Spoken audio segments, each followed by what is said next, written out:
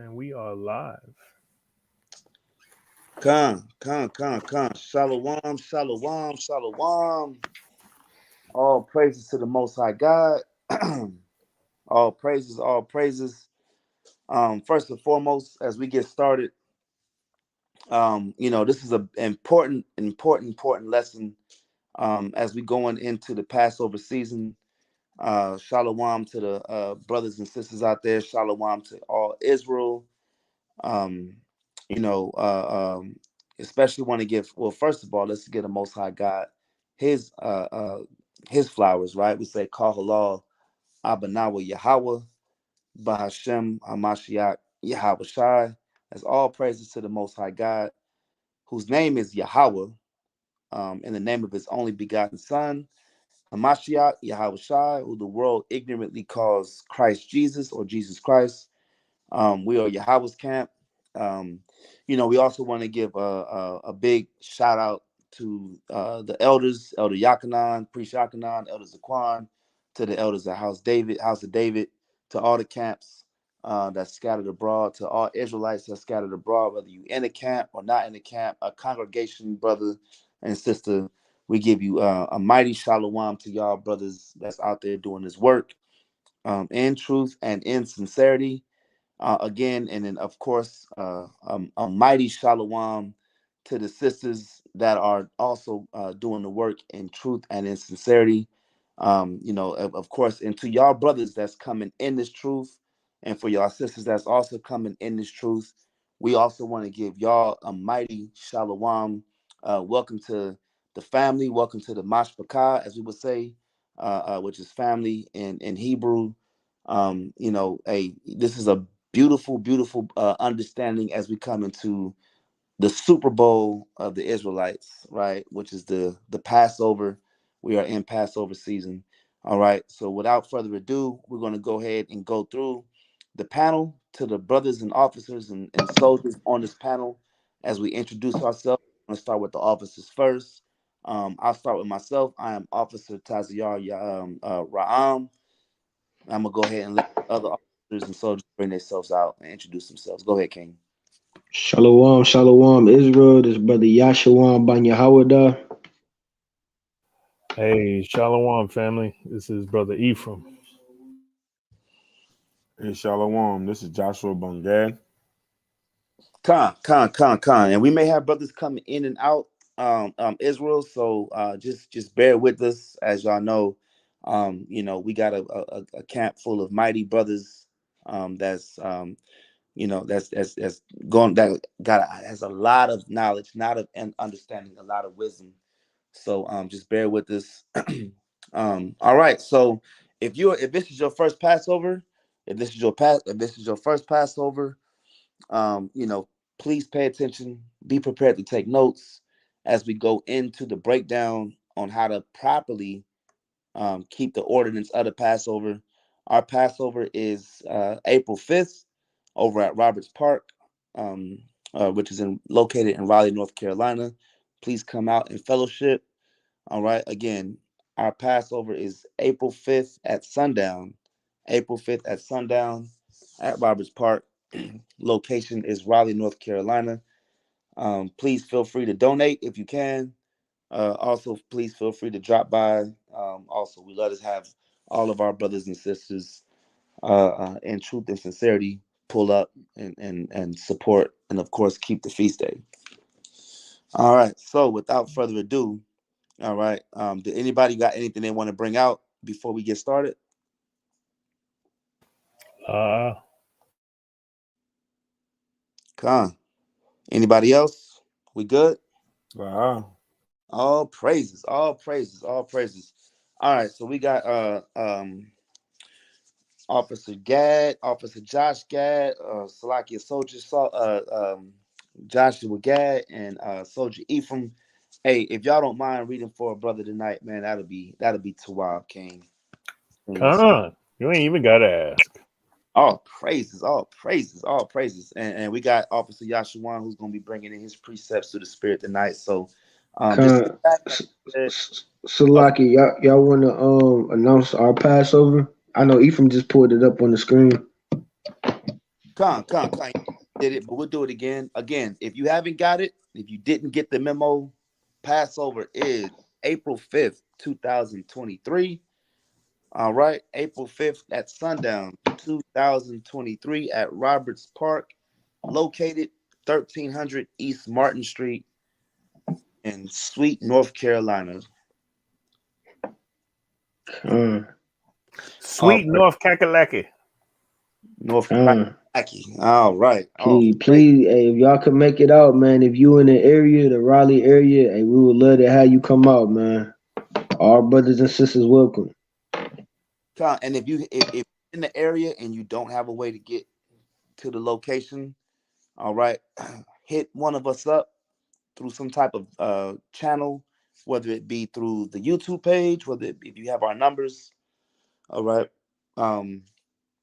As a matter of fact, let's get that in Deuteronomy real quick. Let's just get Deuteronomy, because this wasn't even part of it, but at the end of the day, of course, we want to get to the law.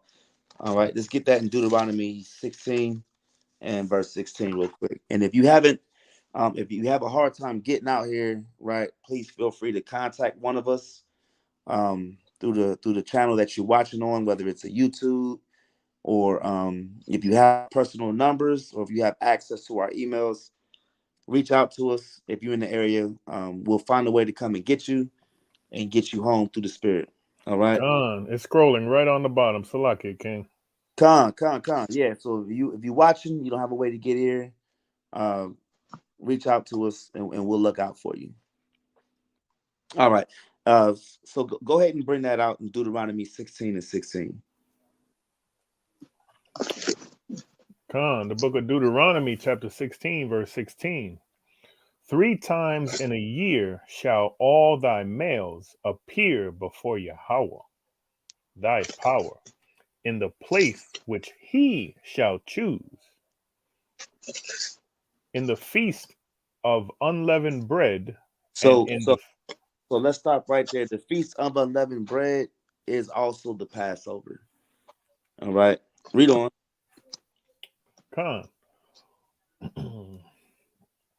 In the feast of weeks, Mm-hmm. and in the feast of tabernacles, and they shall not appear before the Lord empty.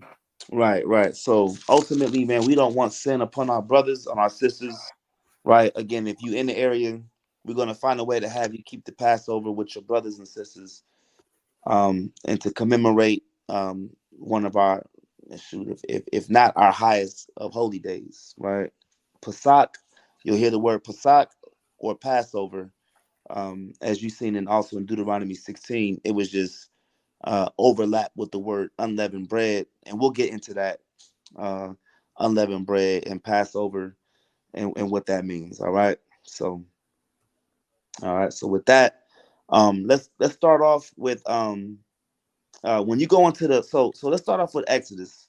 Let's go to the book of Exodus. All right. and ultimately, to understand Passover, most people go to actually, you know what? Salakia. Let's get Judges 5 and 11. Let's get that first. All right, let's get Judges 5 and 11. Ephraim, can you get that? And then Josh, can you get the book of Psalms chapter 32, verse 6?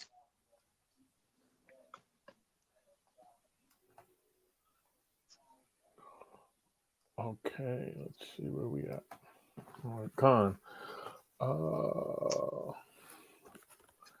The book of Judges, chapter 5. You said you want me to start at verse Salakia. Where we at?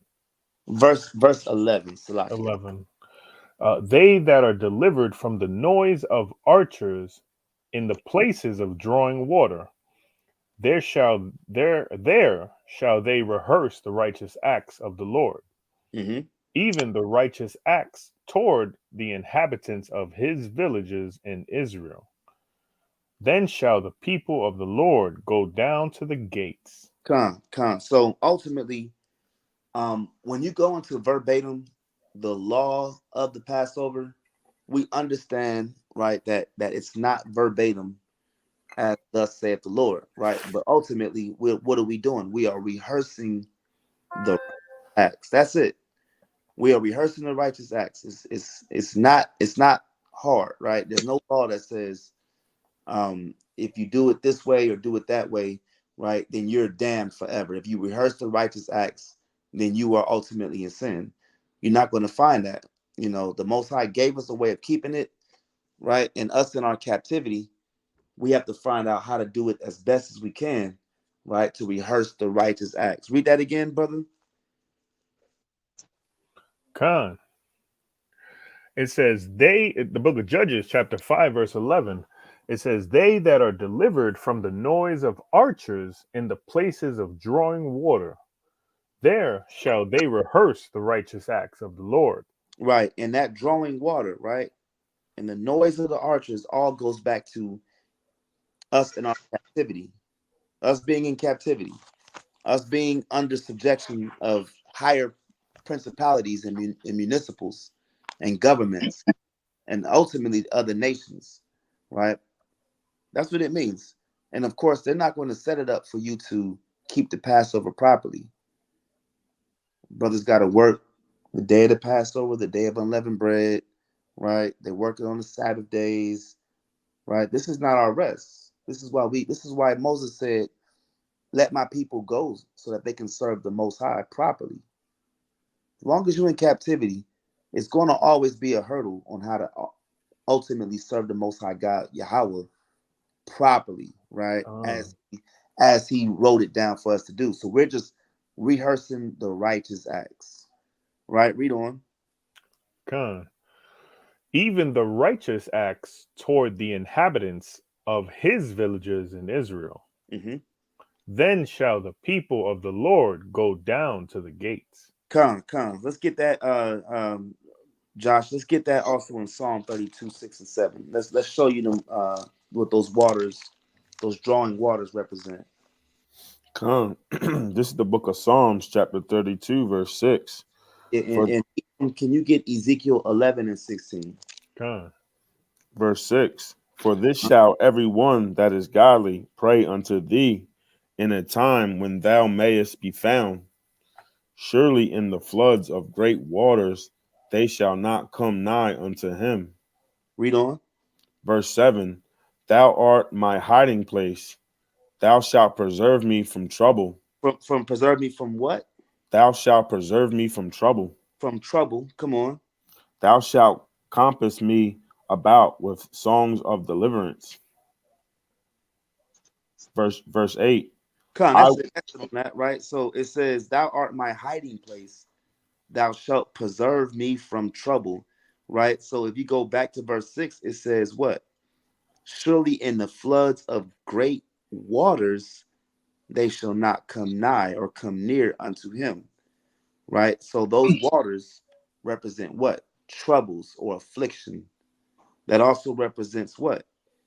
Our calamity, our captivity, us literally being in a situation where we are in bondage.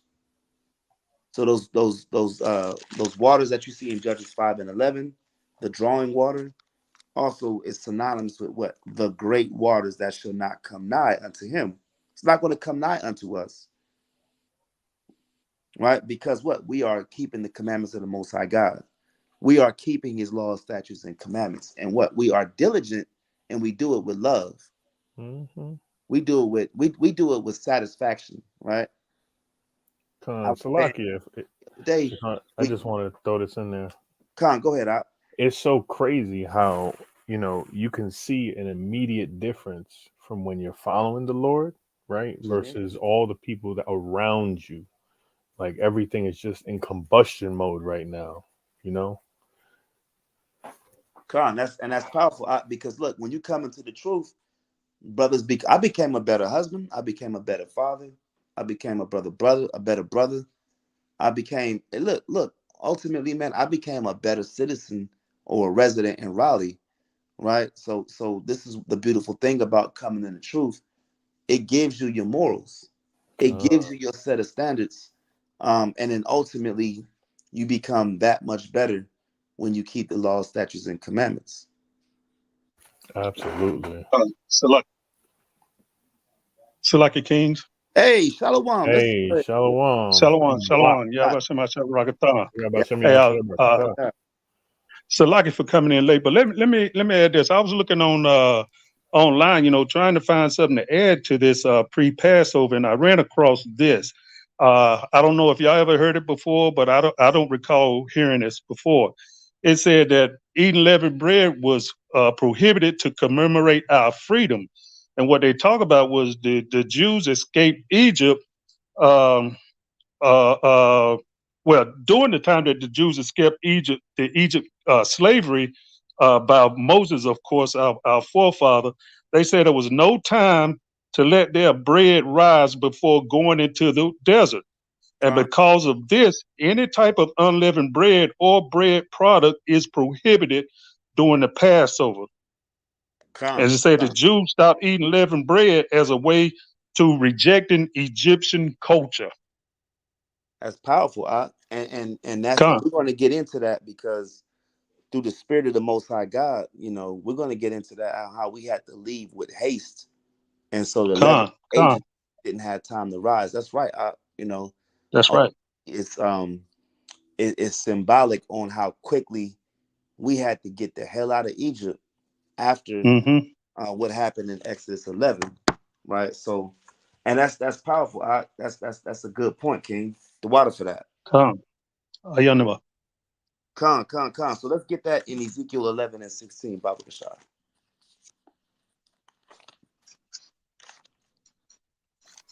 Khan. And ultimately, we just bringing this out on why we rehearse the righteous acts, even though we're not in the land. I've never been to Israel, right? I've never been to Israel, so it ain't like I go back and I commemorate Deuteronomy 16 and 16.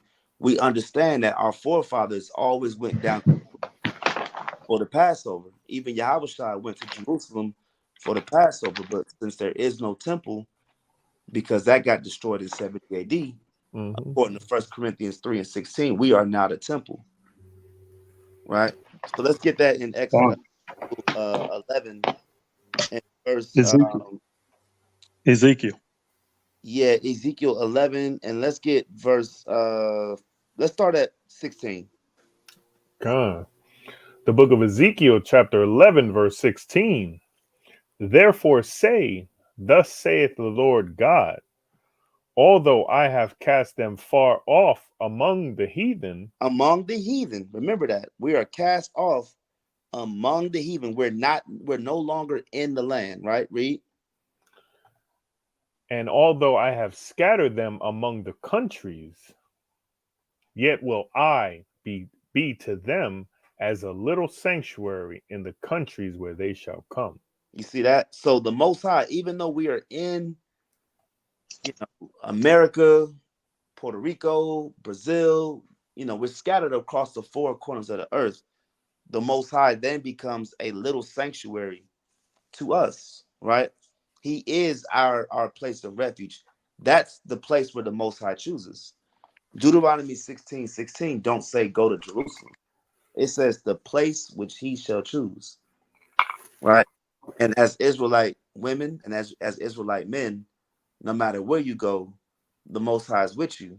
So you're well within your rights to rehearse the righteous acts, no matter where you at. Khan. Captivity is where he chose. Come, right? So you get some of these people that, hey, and what I tell brothers that come to me with that, or what I would tell brothers is, you since you want to hold me accountable by not keeping the commandment to the T about going to Israel and Jerusalem and doing it when there is no temple, then you do it, right? Scoffer, right? You tell the scoffers, you go out there and buy a plane ticket, right? And go to Israel, keep the Passover, and rehearse the righteous acts as you so fit. But as long as we got Christ, right? We got Christ, we got the Mashiach Yahawashi, right? And who allows us to become a clean vessel or a clean temple for the Most High to choose us. Now we're able to do these things in truth and in sincerity. Hey, Salah, can I bring out a precept to go along with that? Come on, go ahead. Con. just to go into what you were saying about, not having to be in the land of Jerusalem, to keep the Passover and the other high holy days, right? So this is the book of Joshua, chapter 5, and I'm gonna start at verse 8. It says, "And it came to pass when they had done circumcising all the people, that they abode in their places in the camp till they were whole. And the Lord said unto Joshua, This day have I rolled away the reproach of Egypt from off you. Wherefore the name of the place is called Gilgal unto this day. And the children of Israel encamped in Gilgal and kept the Passover on the 14th day of the month at even in the plains of Jericho." Right? So that goes to show you that you don't necessarily have to be in Jerusalem to keep the Passover or to keep, the Feast of Tabernacles or to keep the Feast of First Fruits, right? Because it said, and what we just read in Joshua, the Lord commanded the Israelites to keep the Passover in Gilgal, right? Con. That's heavy. That's a good point. And Shalaki, and when you really think about it, that it really don't make sense, right? So you go tell me I can't keep God's commandments because I'm in another land.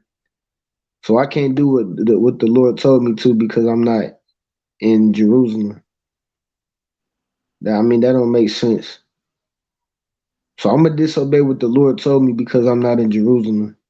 That that don't make sense at all. But I yield on that. It'd be the majority of us not doing it. Right. Con. That's heavy. And what got us in captivity was not keeping feast days, not keeping Passovers. Bingo. That's what got into the into captivity. And yet they so quick to try to make an excuse why they can't keep it. Right. Let's get Leviticus 23:21. Gone. Let's get that. Right. And even through the scriptures, brothers is rehearsing the righteous acts, man. You've seen situations in Tobit where he was keeping Pentecost, right? And he was held a captive in Nineveh. You want that, Malak? Leviticus 23:21. Con, Bring that out. this is the book of Leviticus, chapter 23, verse 21. "And ye shall proclaim on the selfsame day that it may be a holy convocation unto you. Ye shall do no servile work therein. It shall be a statute for every forever in all your dwellings throughout your generations." Con. And this is talking about first fruits, but Pentecost or first fruits is also mentioned in Deuteronomy 16:16. And you notice it says that last part after the colon, it says, "It shall be a statute forever," right? Forever, which is 2023, in all your dwellings, right? No matter where you're located. Brothers is located across the four corners of the earth. And then it says what? Throughout your generation. So that's, you're looking at a people, right? A place and a time. We're talking about Israelites, no matter where you at, keeping these laws, statutes, and commandments, especially these high holy days and feast days throughout your generations, wherever you're located. And this is a law in the book of Leviticus. So this is a direct law on why we keep, or at least observe, the high holy days. Now, some brothers may, have access to a lamb without blemish the first year. Hey, all praises to them. You know what I'm saying? They doing it correctly as best as they can. Right? So let's get to this, man. Let's get to Exodus 11, right? Anybody got anything they want to add on why we should keep it? Or is that it on that? All right, con. Let's get Exodus 11. All right. Ephraim, can you get that Exodus 11? And let's start at verse 4. Let's start on why we keep the Passover. So let's just get context. So for those of y'all who are new, and you don't understand what's going on right now, the Most High sent plagues upon the land of Egypt, and who was absorbed, or um, that's not the word I want, who was absolved from the plagues of Egypt was who? The Israelites. Right? Israelites, Goshen.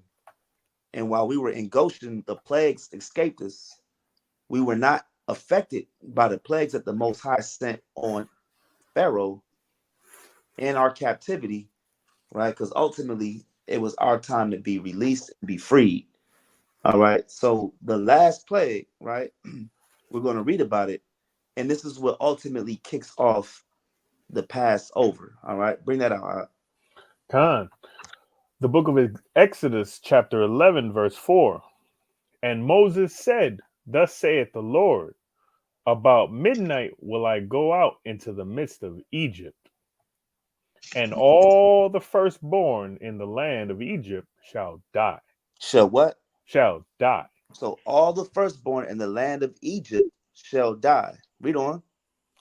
From the firstborn of Pharaoh that sitteth upon his throne, Mm-hmm. even unto the firstborn of the maidservant that is behind the mill, and all the firstborn of beasts. So we're not just talking about the firstborn of the mightiest empire that the world known at that point, right? Egypt was the mightiest empire, right? Egypt was America.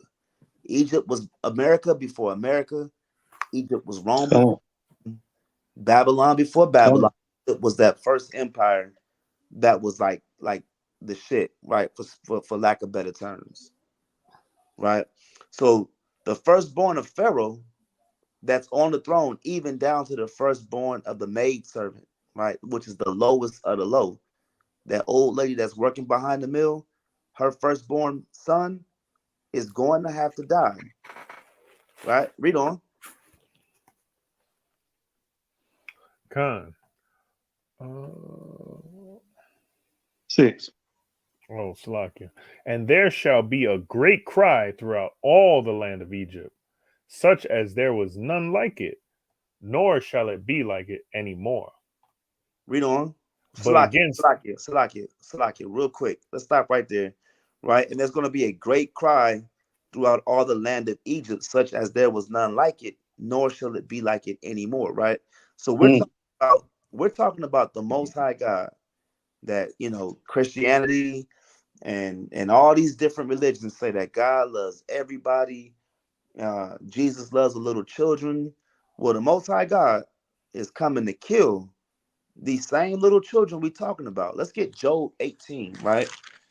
Let's go to Job 18 real quick. And I want to bring this out, and then we're going to ultimately and then also Josh, can you give me Job 18 and 13? Come.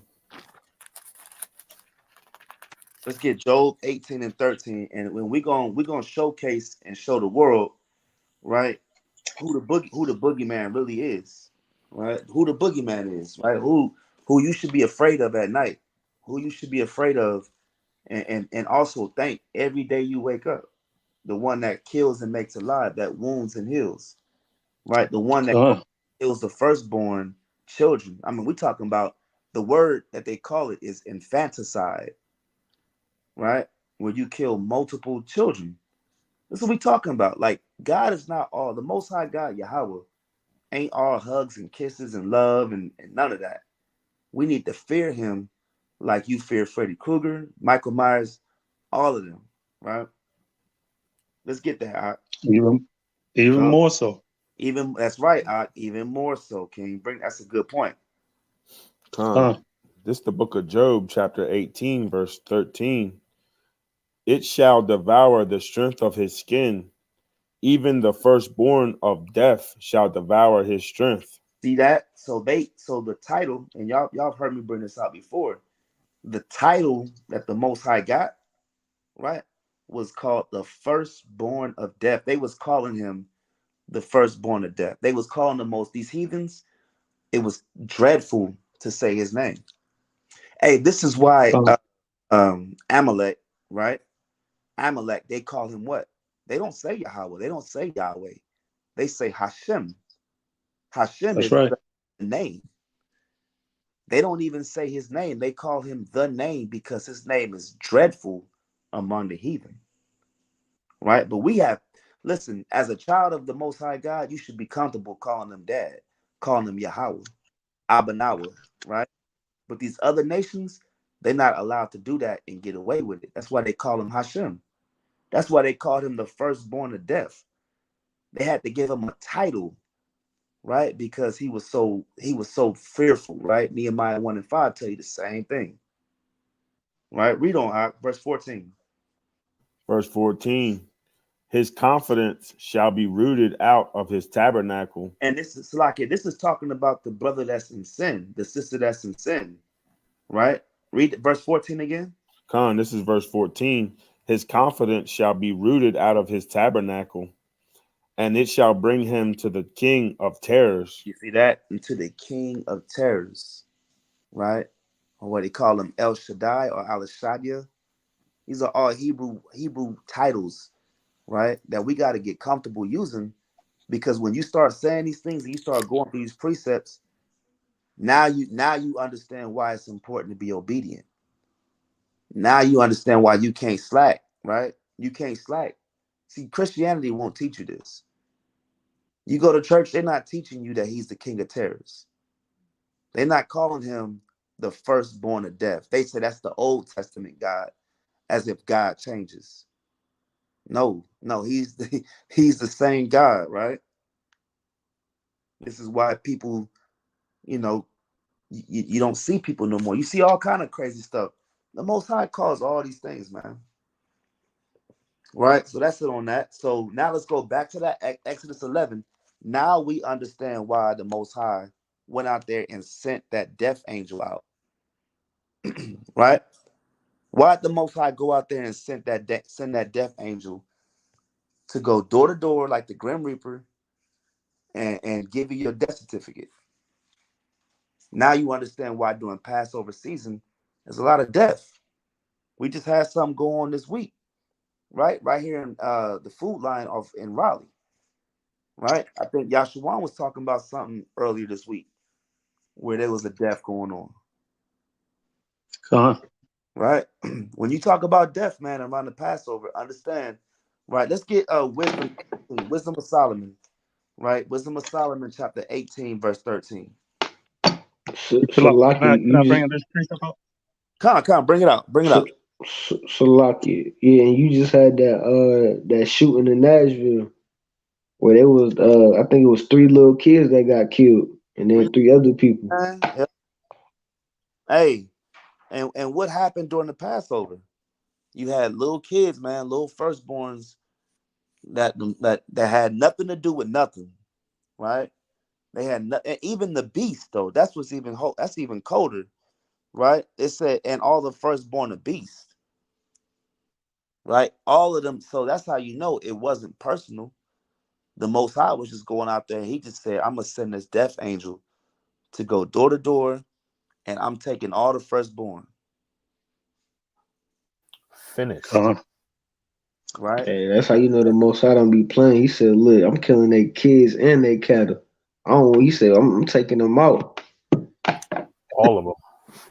And if you think about it, don't that make you want to be obedient? When you know the Most High can snap your neck, right? And that's why it says fear of the Lord is the beginning of wisdom. But you know what? The Christian church tell you that God is your best friend. They'll say, You ever see a church that said God? They say God is dope. Like they can go get beer and nachos with the brother, with the Most High, right? God is dope. No, you better be afraid. Like when they heard the Most High's voice in the Garden of Eden, Adam and Eve had to hide. That's right. That's what we talking about. Right. Christianity idea on who the Most High God is. Go ahead. I wanted to bring out that precept where you were talking about earlier about the dreadful month of heathen, so people know exactly where to find that at. It's at Malachi 1:14, and says as so. But cursed be the deceiver which hath in his flock a male, a vow, a sacrifice unto the Lord, a corrupt thing. For I am a great king, said the Most High of hosts, and my name is dreadful amongst the heathen. Come. That's right. That's right. That's why they call him Hashem. That's how you know they not the real children of Jacob. Big con. Come. Because they can't even say his name. It's dreadful for them to say it. They smart. Them small hats are smart because they won't be dumb enough to do all that. They know who they are, right? That was a good precept, King. Hey, we should test them on the street one time. Come. We should give them the name just so You're that right. they can say it, you know. And No, you're right. hopefully the Most High will bless us with a show. God. All praises.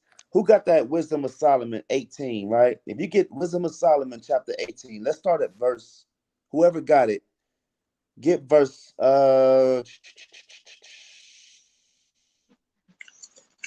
let's get verse 13. No, let's get 12. Let's get 12.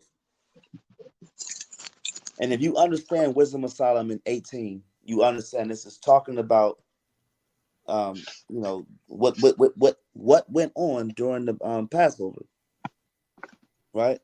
Let's get verse 12, and then we're going to read from verse 12 down to verse 16. Who got that? King Malak? King Josh?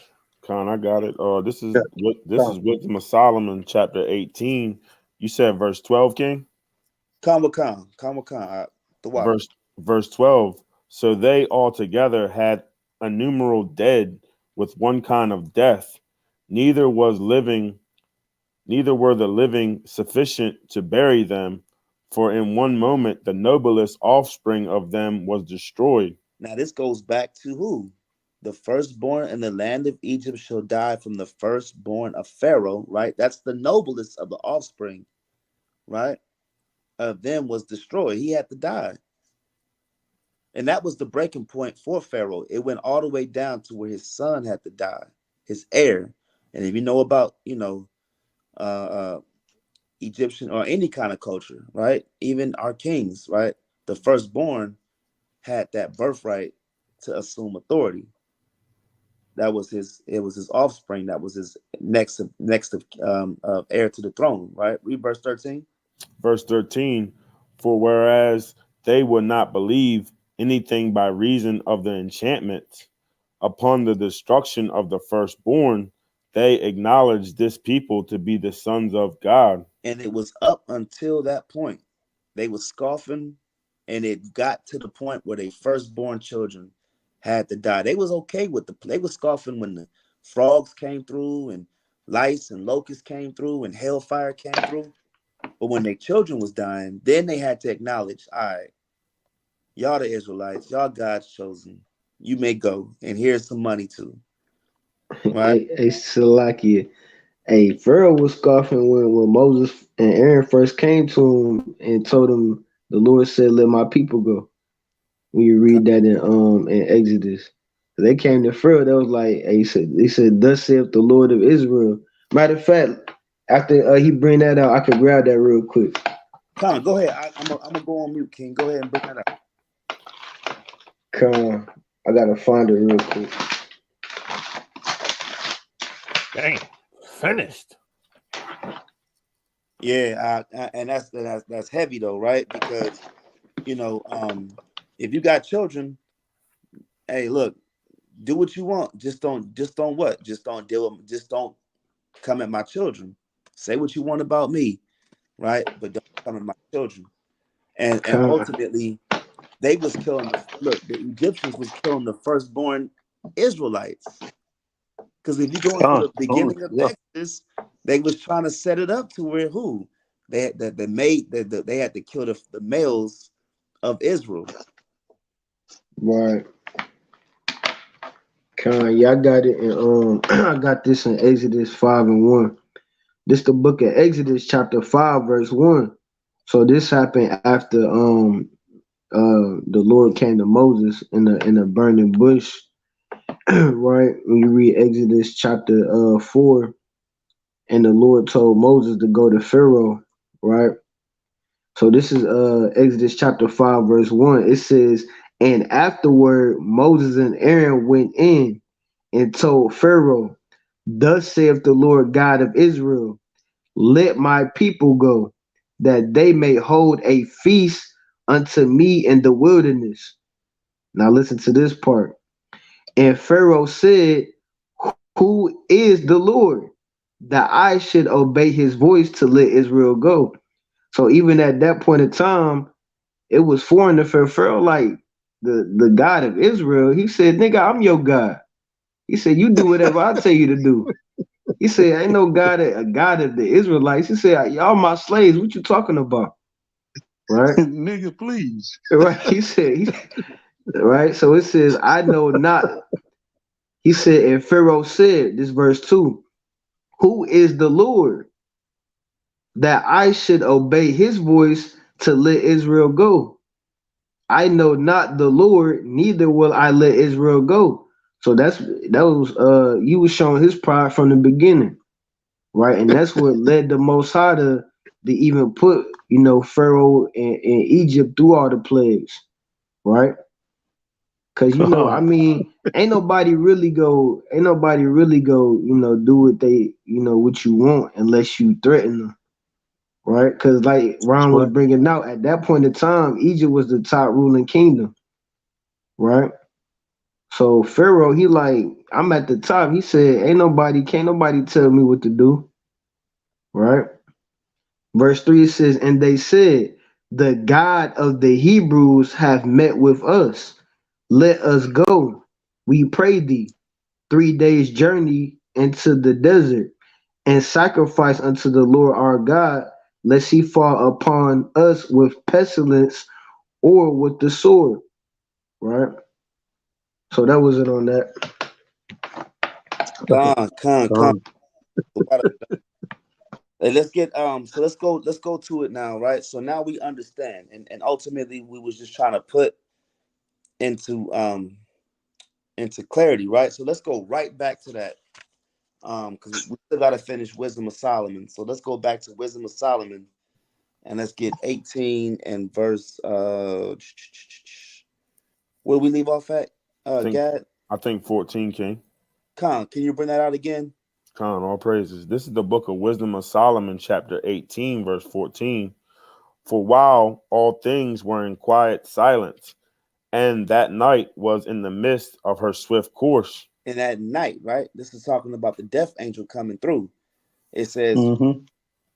for while all things were in quiet silence, right? It was a quiet night. They was in their security, right? When you go back to that in Job 18, it says, when you in rest and you in security and you feeling good about yourself, that's that security blanket that you into, right?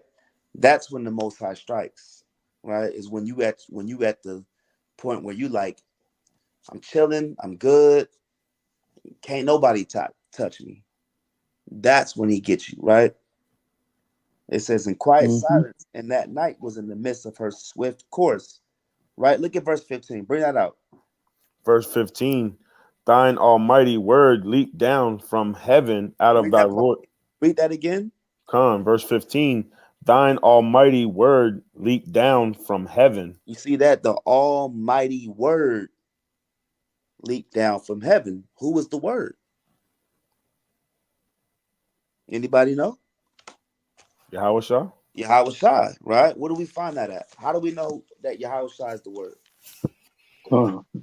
What can we prove that at? I think I would probably say every time you see the Almighty, Is that he's John's first chapter 1 of John? Con, what verse? Let's bring it out. John 1 and 1, right? Con. It says, in the beginning was the word, and the word was with God, and the word was God, right?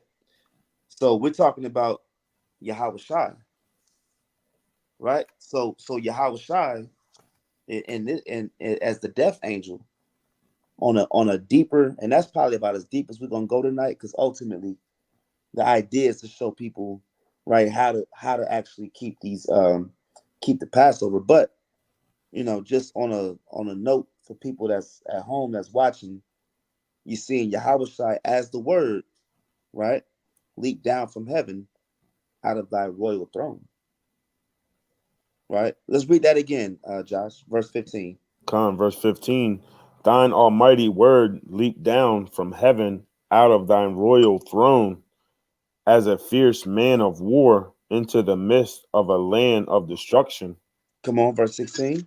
Verse 16. And brought thine unfeigned commandment as a sharp sword, and standing up filled all things with death. Mm.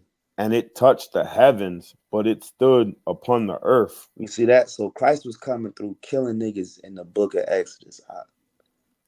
But I thought Jesus loves all the little children, right? That's what they teach you. But when we read Wisdom of Solomon 18 and 15, and when you read that whole chapter from the first part, right, verse 1 all the way down, you talking about our exodus out of Egypt, our salvation. Ultimately, when Yahushua came and freed us with that death angel, that kicked off our deliverance. What does Yahushua's name mean? He is what? Salvation, or he is. Salvation.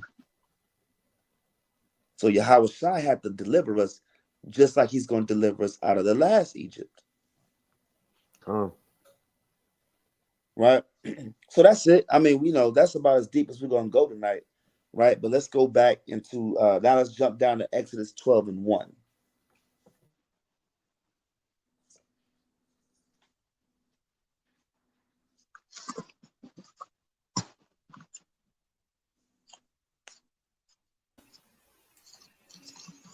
The book of Exodus, chapter 12, verse 1. And the Lord spake unto Moses and Aaron in the land of Egypt, saying, This month shall be unto you the beginning of months. It shall be the first month of the year to you. All right. So we understand that the first month is not December or January 1st in the dead of winter, right? That's something your oppressor gave you, black man, black woman, right? Native American man, woman, right? So-called Latino man and woman. Your oppressor gave you the dead of winter as the beginning of your year. No, the first month is in the spring. Spring session. Listen, spring season when everything is being reborn. You got new flowers being bloomed. You got bears coming out of hibernation. All types of animals that were sleeping for the winter. How in the hell is the beginning of the year and people still hibernating? Ultimately, you can't even grow crops in the wintertime. You have to use your storage, your surplus to eat and survive off the winter. Makes sense. It makes sense, right? But of course, Esau, their whole thing is death. Everything about the Edomite is death. They kill everything. They bring in their new year when everything is dead. Everything's completely opposite of what should be done. Right. Ultimately, our new year is when everything is brought back to life. It's a cycle. Everything is a cycle. Your moon phase is a cycle. Your days are cycles. And your years, your seasons are also cycles. Right? So the first month of the year to you, right? Verse 3.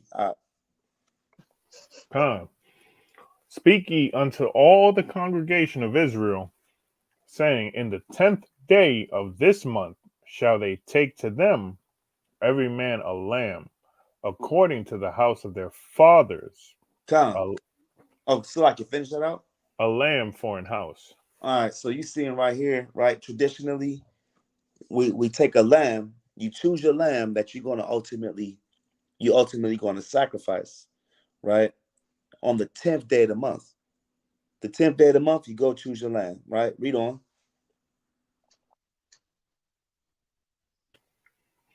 And if the household be too little for the lamb, let him and his neighbor next unto his house take it according to the number of the souls. Every man according to his eating shall make your count for the lamb.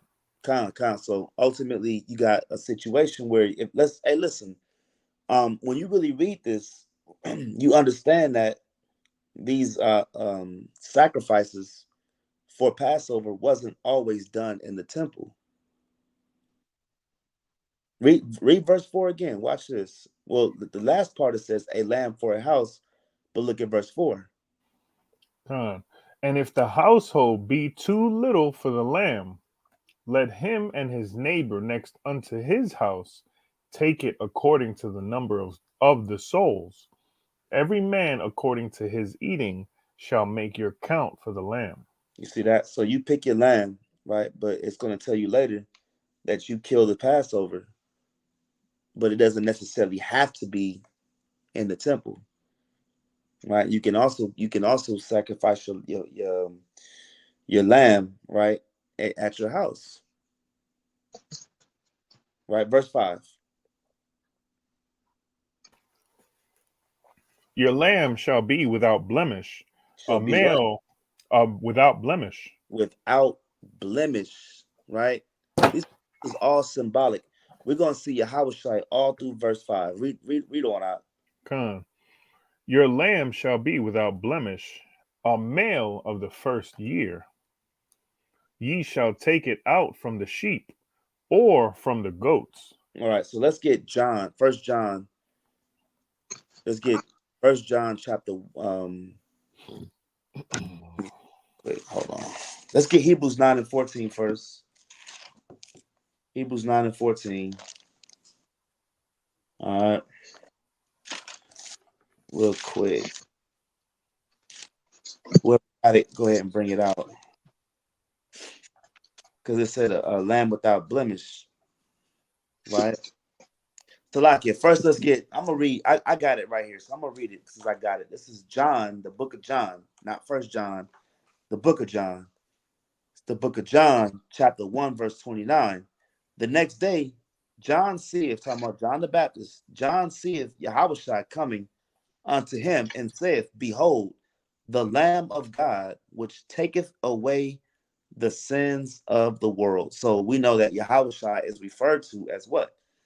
The Lamb of God, right? That purges and cleanses Israel, right, from our sins.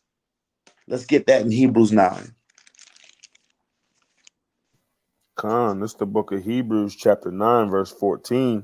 Uh-huh.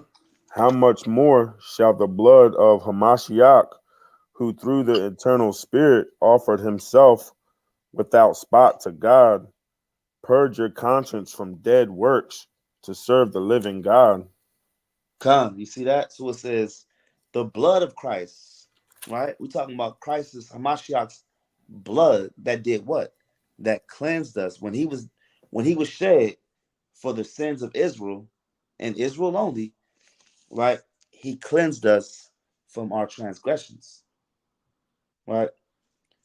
That's how we got cleansed, by his ultimately death, burial, and resurrection.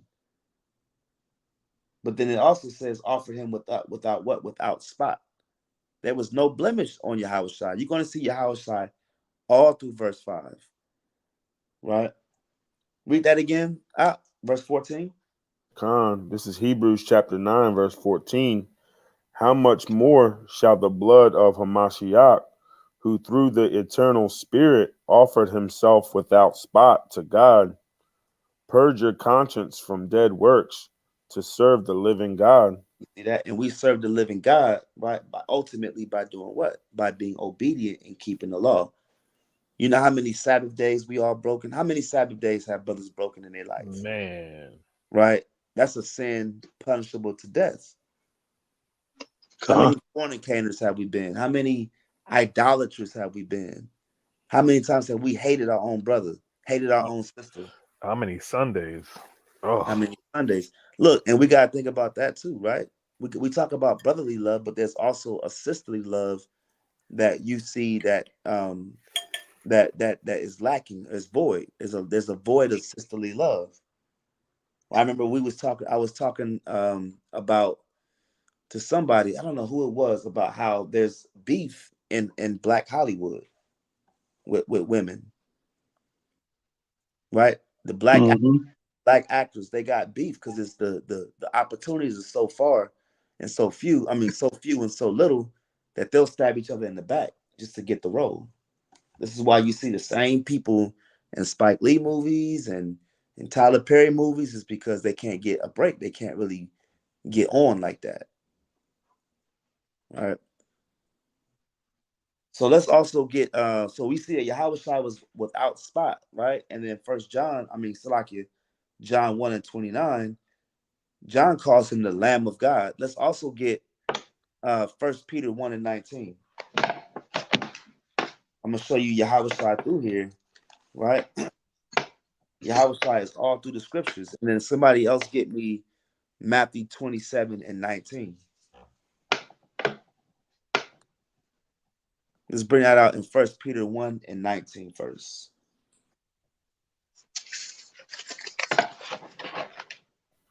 This is 1 Peter chapter 1, verse 19. But with the precious blood of Hamashiach, as of a lamb without blemish and without spot.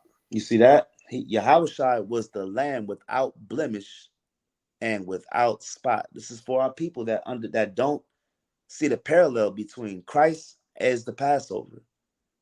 Christ is the lamb. In other words, perfect. Perfect. That's right. Perfect.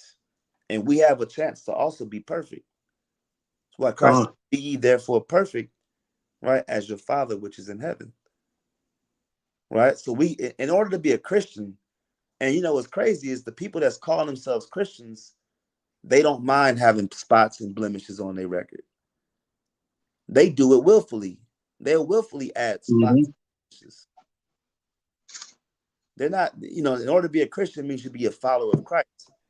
Right? 1 Peter 1 and 19 said, but with the precious blood of Christ, as of a lamb without blemish and without spot. This is why we had to go and get a perfect lamb. During the time, especially during the Second Temple, if you go into the Second Temple, a lot of our Israelite foremothers and forefathers was just bringing lambs that was broken legs, or, lambs with, that was clumsy, lambs that had wrinkles and spots and blemishes on them. We were just doing it half-heartedly, right? So now we're talking about a perfect lamb, your first fruits, your first will offerings. Be a cheerful giver. All these things go back to who? The Yahawashi. Right? What I got people holding, what I got brothers holding. Let's get Matthew 27, 19.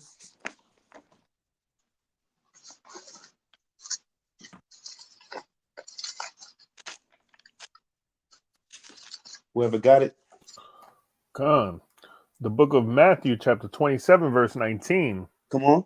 When he was set down on the judgment seat, his wife sent unto him, saying, have thou nothing to do with that just man? With that just man, right? The brother didn't commit a crime. So he was even spotless in front of the governments of the land, in front of Rome. Right? Pilate's wife had a dream right before Yahushua was executed, right? Martyred, right? In the name of our Father, but ultimately it was for the sins and the redemption of Israel. But even Pilate's wife said, this man didn't do anything wrong. He's not guilty of anything. Read on. Come, for I have suffered many things this day in a dream because of him. You see that? So does that make sense on why the lamb must be unblemished? Now, of course, right? Of course, us being in damn America, in Babylon, you can go get lamb from Walmart. You can go get lamb from you can even get lamb from some of the best butcher's markets. But you never know what that lamb was like before they butchered it. That's right. That lamb could have been blemished or spotted. It could be a clone for all you know. You can be eating. Look, brothers could very well on our Passover be burning clone meat. Very well, but we're doing what is rehearsing the righteous acts.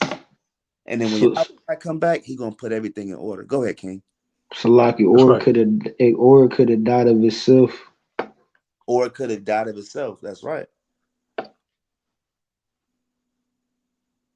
You see that? So let's go back to that Exodus 12 and 5. So what we established so far is the lamb must be taken and brought into your living quarters on the 10th day of the first month. Right? Let's get verse 5 again. Con, the book of Exodus, chapter 12, verse 5. Your lamb shall be without blemish, a male of the first year. Ye shall take it out from the sheep or from the goats. Right, right. And I just thought of a law just now. I can't off the top of my head find it, but the scripture says you cannot, there's a law that says you cannot seethe a kid or a goat while it's still um, weaning on the breast milk of his mother, right? There's a law that says that so it has to be a year older, or it has to, so the Passover has to be a 1-year-old male goat. That's the law. Has to be a 1-year-old male goat without blemish, right? But even in the law in general, you can't, get a baby goat that's 9 months old, 10 months old, and cook it. 6-month-old baby goat, right? You have to cook that goat after it's off the milk. That's a law. I forgot where it's at. Hey, But hey, Salakia King. Khan, If I could say something, man, going into the unblemished animals, it had me thinking about Cain and Abel. You know how Khan, it was asked to bring in a sacrifice that was a willful sacrifice. And also I was reading through the first couple chapters of Leviticus, and it constantly, that was like for your sacrifice for your sins, and it was constantly going into different animals and who needed to bring in animals and what kind of sins were being done, and it constantly went into the animal must not have any blemishes to it. Khan. That's right. That's right. Hey, Salaki, I think I found your precept. Is it this one? The first of the first fruits of thy land thou shalt bring into the house of the Lord thy God. Thou shalt not seethe a kid in his mother's milk. Khan. That's it. Yep. Exodus 23 and 19. Right. So like, Khan. Go ahead. yeah. Also, going back to what you were talking about, the meat that you buy, these different company stores or whatever, you don't know how old that meat is, or you just don't know any history on that meat, whether it be, right to eat or not. This is going into Colossians, where you said, okay, it'll all be fixed when we get into the kingdom. Colossians 2 and 16 and 17. Let no man therefore judge you in meat or in drink or in respect of a holiday or of the new moon or of the Sabbath days, which, verse 17, which are a shadow of things to come, but the body is of Christ. So, we may not be keeping everything correct and everything, but it's the spirit that's having us keeping it, period. But it's all going to be fixed, as you were saying earlier, once we get into the kingdom. That's right. That's right. That's right. Yeah, we just rehearsing the righteous acts, man. We just Rehearsing, that's right. our Exodus, man, and looking forward to our next Exodus, ultimately in our entrance into the kingdom. Right. Our next Exodus is going to be the entrance into the kingdom, and brothers going to get crowns of righteousness. Right. Sisters going to be beautified and built up. It's going to be a righteous thing, man. All right. All right. So where we at? Exodus 12 and 6, correct?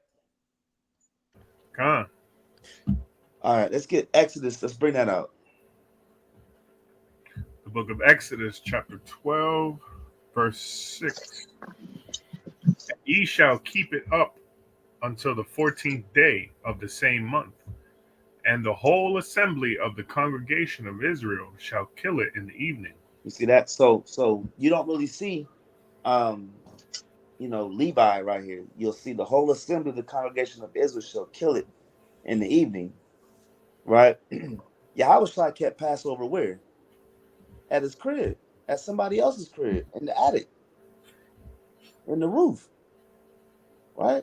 He wasn't at the temple, right? So when they get into this idea of you got to be right here all the time, hey, brothers can keep the Passover wherever they at, right? And you got to keep that lamb up from the, keep that lamb up from the 10th day to the 14th day, right? So if you know anything, and I was telling the priest Jacqueline about this earlier today, y'all know the brother Isaiah Yashala from Men of War, and what's that? What city they in? They out there in Ohio. Tazadak brother. That's good brother. Shout out to them brothers too. But I remember last year at their Passover, he got the lamb, and the lamb was living in the crib with them for 4 days, and the lamb they fed the lamb, and the lamb became a pet. Damn. Did they give it a jacuzzi too? You said what? They put it in the jacuzzi too? Hey, look, that lamb, and if you know about lambs, man, they they grow on you, man. Them lambs kind of grow on. They like a little puppy. They grow on you. They eat from your hand, and they're real affectionate, real friendly. So the brother, Karatazaya, shout out to that brother, man. Shalom to the elder. But what's crazy is, I seen pictures, last year before they slaughtered the lamb. His young son was upset. You could tell he was hurt. And it's because that lamb grew on him. It became a part of the family, and when they had to sacrifice it, it became very emotional. You see what I'm saying? And that's the same thing with Yahawashi. Hey, Salakia, we got the mighty brother Jonathan from the. Hey, Shalom. Hey, brother Jonathan. Hey, I'm gonna hit you up. We'll link up. I gotta hit you up anyway. You was on my head. I was thinking about you the other day. Hey, Shalom, King. YAHAWAH'S Shabrakatah. Right. So hey, that's symbolic of our love. Con definitely will, King, definitely will. But that becomes symbolic, or that becomes a point of affection, right? Having that lamb, and he's around your house, and he's a part of your family, man. And ultimately you got to sacrifice him, but we got to have the same emotional ties to Yahawashi, if not more, right? So when you think about Yahawashi's death, burial, and resurrection, and his crucifixion, now it becomes emotional to us because he is our Passover lamb. All right. So let's get read that again out, and then can somebody get what I want? I want Matthew 27, right? Let's get Matthew 27, verse 22. And then read Exodus 12 and 6 again. Con. And ye shall keep it up until the 14th day of the same month. And the whole assembly of the congregation of Israel shall kill it in the evening. So kill it in the evening, right? Just imagine the amount of love and emotional, ties you have with that lamb, and then you got to kill it, right? You got to kill that baby goat, right? Let's get Matthew 27, 22.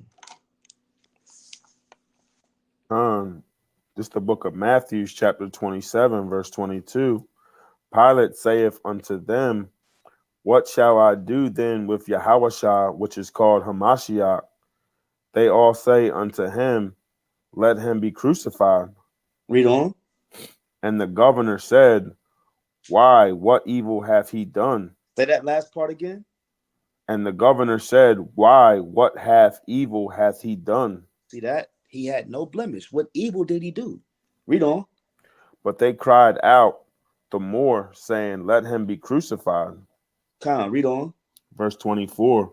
When Pilate saw that he could prevail nothing, but that rather a tumult was made, he took water and washed his hands He before did the what? he took water and washed his hands. So Pilate is washing his hands from something, right? Think about this. Put your spiritual thinking caps on, right? You got a heathen that's washing his hands, right, from what's going on.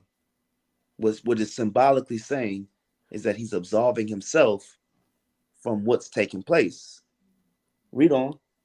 He took water and washed his hands before the multitude, saying, I am innocent of the blood of this just person.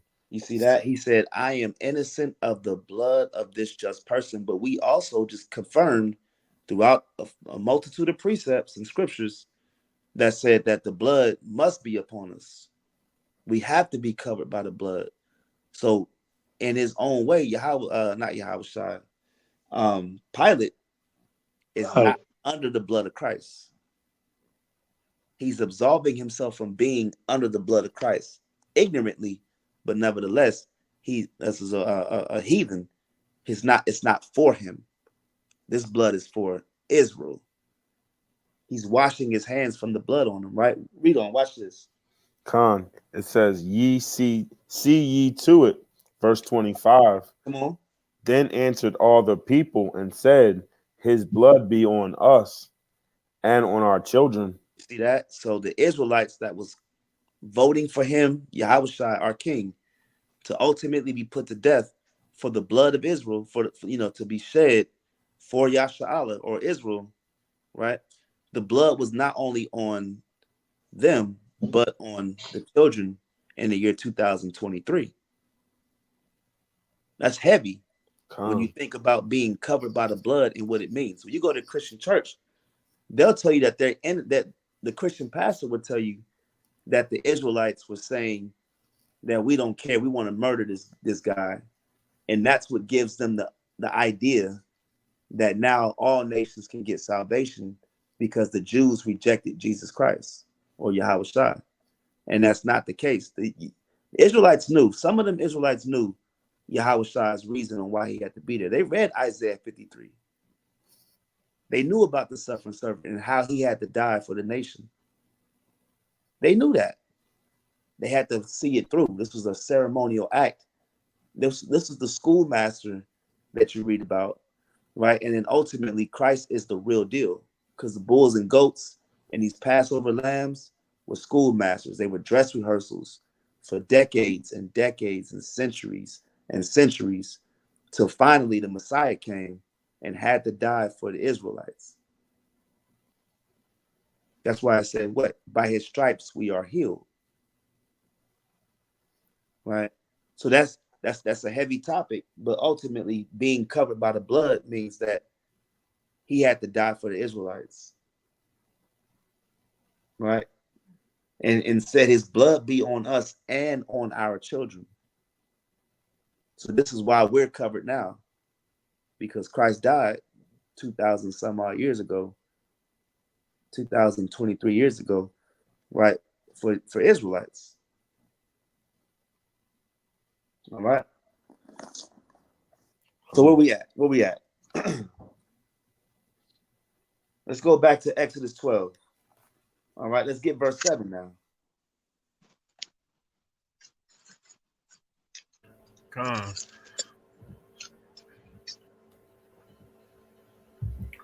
The book of Exodus, chapter 12, verse 7. And they shall take of the blood and strike it on the two side posts and on the upper doorpost of the houses, wherein they shall eat it. Wherein they shall eat. Verse 8. And they shall eat the flesh in that night, roast with fire. Salakia. So you got to eat flesh. All right. So for some of y'all vegans and vegetarians, if you're an Israelite, you got all year to get that meat out your system. No one's saying you got to have a smorgasbord of meat, right? but you must eat meat that night roasted with fire. Right? Let that be very well clear. If you an Israelite, right, and you call yourself alkaline, vegan, whatever the case may be, there's many diets out there that abstain from meat.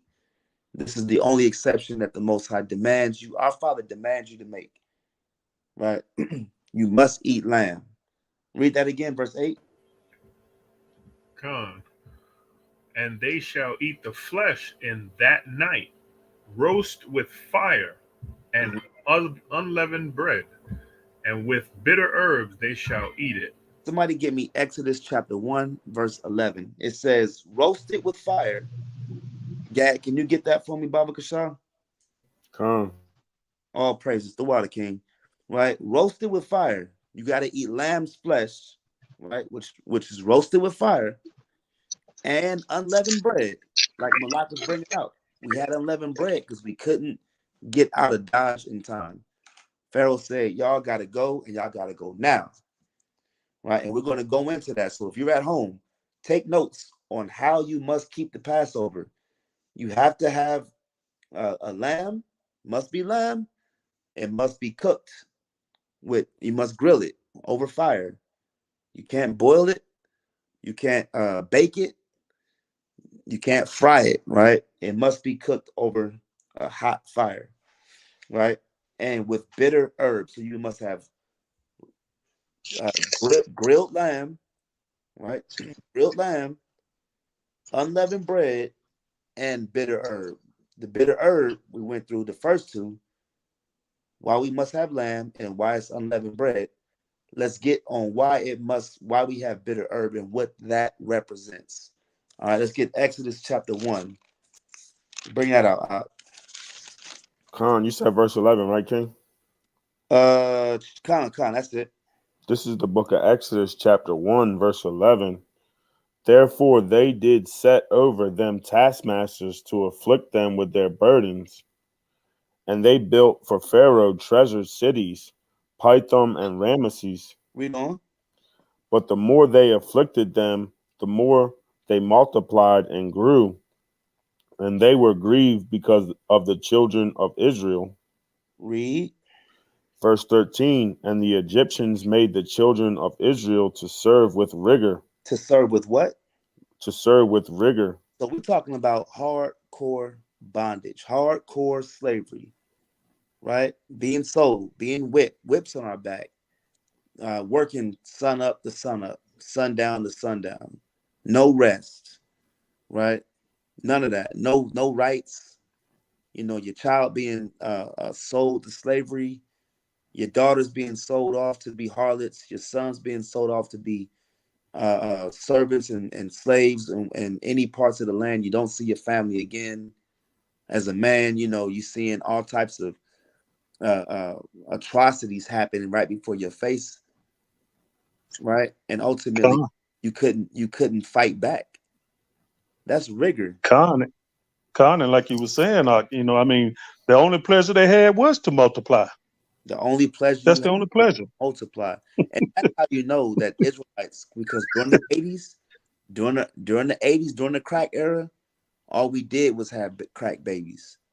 And they put crack in our communities so that we wouldn't have babies. And all we did was multiply. Mm-hmm. All we did was grow. All we did during that time of the heroin episode, right? Heroin, crack, whatever the drug is, whatever Planned Parenthood is, we still find a way to make children. And ultimately, the Most High gave us, our first commandment was to what? Be fruitful and multiply. Fruitful and multiply. That way we would never be diminished. The job of the Israelite man is to grow Israel. If brothers had more children, we're closer to 144,000. Let that sink in. If we had more children, that's right, we're that much closer to 144,000. That's right. And that's why he said we become the sand of the sea, because we can't be diminished. We can't be done away with. That's right. That's one thing about us. You know, we make children, man. We make children. These other nations, they not into all that. Right? All us up Yahshua. God. Get verse 14. Look Hey, at verse 14. first pop off is gonna be like 12 or 13. This is the book of Exodus, chapter 1, verse 14. And they made their lives bitter with hard bondage. They made their lives bitter. This is why you eat the bitter herb, right? Whether it be a garlic clove, whether it be a ginger, right? I've seen people use types of cloves. As long as it's bitter, if you at home, if you can't keep the Passover, right? You got three things you need, right? You got your lamb, unleavened bread, and so far we got bitter herb, right? All right, so read on. In mortar and in brick and in all manners of service in the field, all their service wherein they made them serve was with rigor. You see that? So now listen, nowadays, what's funny is, I think even in this truth, brothers look at Egypt and we like, yeah, we served in captivity, we served in bondage. That's cool and all, right? Because it's so far away. But even think about 1619. Think about 1492. For my Northern Kingdom brothers, Conquistador came through, Columbus came through, and made us serve with rigor, right? Look at 1619 for my Judites, right? And how, the Dutch slave trade and even in Haiti, right? You had the French, and even in certain parts of these islands where you had, like the Jamaicas, where you had Israelites serving in rigor, serving in hard bondage, building the White House, building the Capitol, building all the lands of America. Right? So we even eat bitter herb for our 1619 brothers being hung on them trees. Right? We eat bitter herbs for that. We eat bitter herbs for all types of experiments that was conducted on our people during the Tuskegee experiment. We eat bitter herb for all types of manner of wickedness that they do to us, because we're serving in hard bondage. Don't let this America fool you. Don't let the fact that you can vote, you get opportunity to vote now fool you. You still a slave in this place, man. You still a slave. You still in Egypt, right? So we eat bitter herb this coming up this week on the 5th, right? For our people that was serving in hard bondage. We eat bitter herb for the women that was throwing their babies overboard when they was on them slave ships. We eat bitter herb for our women that was having the babies being cut out their bellies, right? And they would put a cat in the stomach of the woman and sew the baby up, or sew the stomach up, and take bets on how long the woman would survive before the cat tore her insides out. We eat for that. This is real life we're talking about. This is why we celebrate the memorial of the Passover. Right? And this is what they did to us, right? So we eat bitter herb for the infirmities or the calamities of the so-called other, well, not even just the white man, the other nations that put us through hard bondage and captivity, man. Right? So let's go right back to that Exodus 12. Let's get verse 9. Verse 9, eat not of it raw, nor sodden at all with water, but roast with fire, his head with his legs, and with the pertinence thereof. With the pertinence thereof. So you got to sacrifice this Passover full, right? Ephraim, can you get that word pertinence in the Hebrew Bible, Kashar? It says, eat not of it raw. So we don't eat red meat with blood in it. Right? We don't do that. With the Passover, you can't boil. Now, any other time, you can boil lamb. Any other time, you can do that. But when it comes to the Passover, it must be cooked on a grill. It has to. Strong's H 7130. Come. Kerev, Kerev, right? Now, what does it mean? I see midst, among, inner part, middle, inward part. Inward part, right? That's going into what? Yes, your intestine, your gallbladder, your kidneys. Now look at that in the Strongs. Properly, the nearest part, the center, where literal, figurative, Mm-hmm. or adverbial, especially among, before, It bowels, says bowels, eat, heart, heart, him, inward, the inward. Come on. the midst, out of, pertinence, therein, through, within self. You see that? So anything in between, you're not gutting out and putting because remember the Levitical priests would take the guts, would take the intestines on a regular sacrifice, and they would burn it. Right? They would burn these things, right? Set apart, That's right? crazy. But Instead, when of you, people eat them. yeah, but when you go into this Passover, you cook this lamb, this 1-year-old lamb without blemish, as is. You cook it as is, right? You grill it as is. All right, so it says, eat not of it raw, nor sodden at all with water. Don't boil it. Don't bake it. No rotisserie, none of that, right? You grill it, right? But roast with fire, his head and his legs, and with the purpose thereof.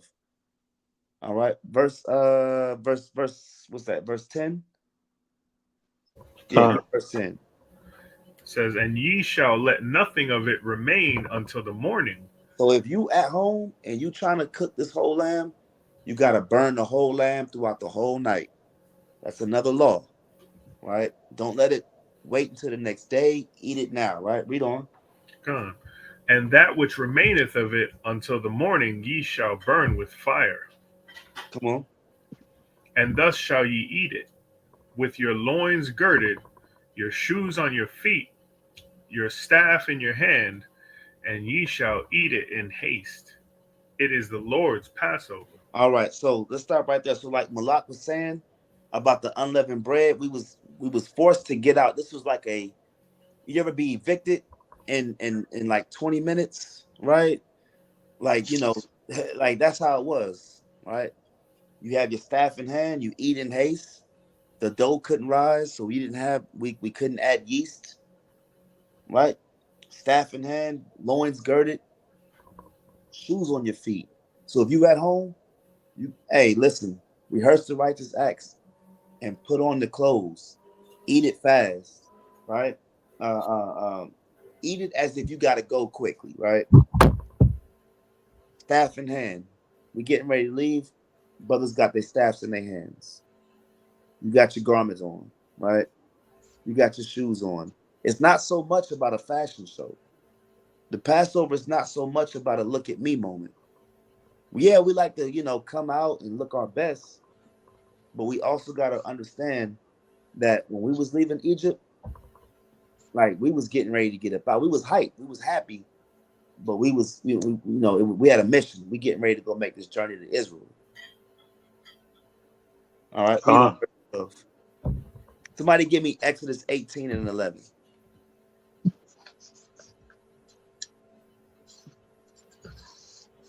Let's get Exodus 12 and 12.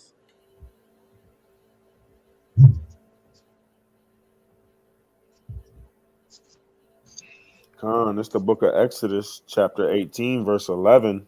Salakia, real quick, before we get Exodus 18, let's get Exodus 12 and 12, and then we'll get 18 and 11. My fault, King. Con, you good? The book of Exodus, chapter 12, verse 12.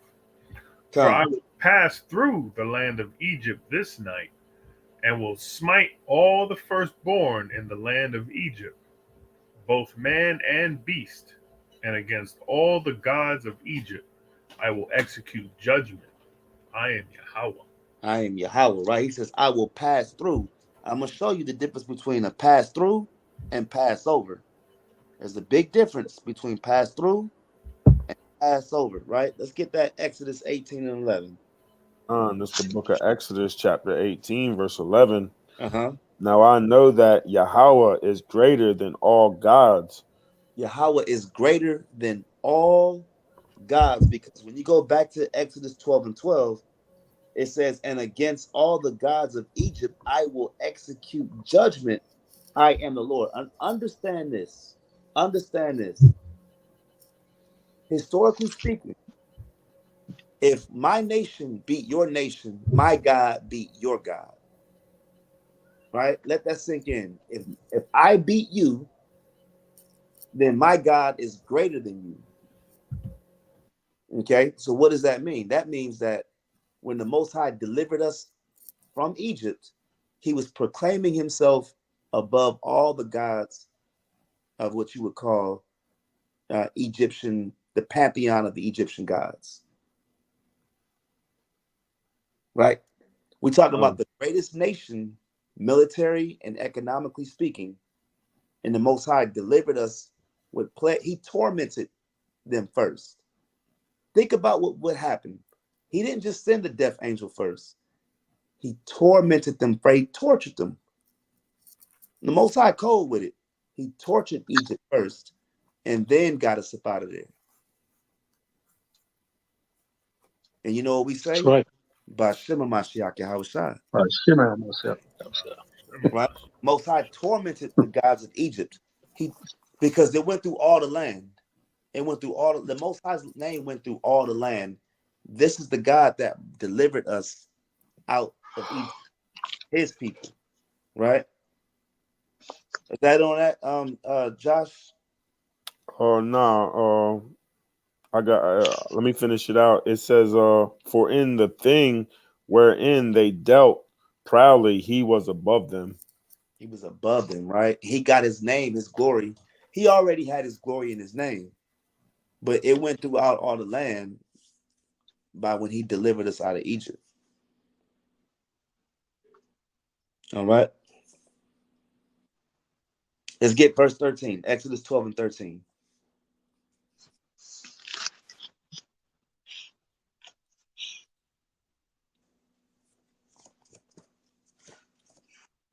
You there, King? This book of Exodus, chapter 12, verse 13. Come on. And the blood shall be to you for a token upon the houses where ye are. And when I see the blood, I will pass over you, and the plague shall not be upon you to destroy you when I smite the land of Egypt. Come. So, Hey, Salakia, I was reading, but it was on mute. come. Nah, you good. You good. So it says, the blood shall be to you for a token, right? The idea of a token, right? Understand this, right? Can you look up that word token in the Hebrew? God. Right. So understanding what the idea of a token is, right? It's a sign of a covenant. Any type of covenant that's made, there's some sort of bloodshed or blood that's involved with it. Right. When a husband and wife come together, right? The tokens of virginity is what? Her hymen, right? Scientifically speaking, her hymen is let out on the bed sheets, and that's the token of the virginity to show that she was a virgin. There's also another token on what? Circumcision. Somebody get me Malak, can you give me Genesis 17 and 10? Get that word in Hebrew. What's that? Strong's H226. Oath. It sounds like you taking an oath, right? An oath. But look at this definition. It's a sign or a signal, right? A distinguished mark, a banner, remembrance, miraculous sign. Even when you go into the sign in Emmanuel, right? That was a sign, an omen. But look at the definition. It says a signal as a flag, a beacon, a monument, an omen, prodigy, evidence, a mark, or a miracle. Right? This is a signifying act. Right? A signifying act. So when you look at see, the thing is in 2023, as you know, niggas and spicks or whatever they like to call us, and Negroes, and all these derogatory terms. Ultimately we came from a bloodline where, brothers was marrying virgins, right? So when that covenant was broke or that covenant was sealed, right, during the consummation night, you had the tokens of virginity. You had a sign. This was the consummation of everything being confirmed. This is how you consummated a marriage. And the same thing with that, right? Let's get that in Genesis 17. This book of Genesis, chapter 17, verse 10. Mm-hmm. This is my covenant, which ye shall keep between me and you and thy seed after thee. Come on. Every man child among you shall be circumcised. Shall be circumcised. Read on. Verse 11. And if you And know ye what shall circumcision, so like if you don't understand circumcision, there's bloodletting. There's blood that comes out. This is a blood covenant, a blood token, right? So like go ahead, King. Verse 11.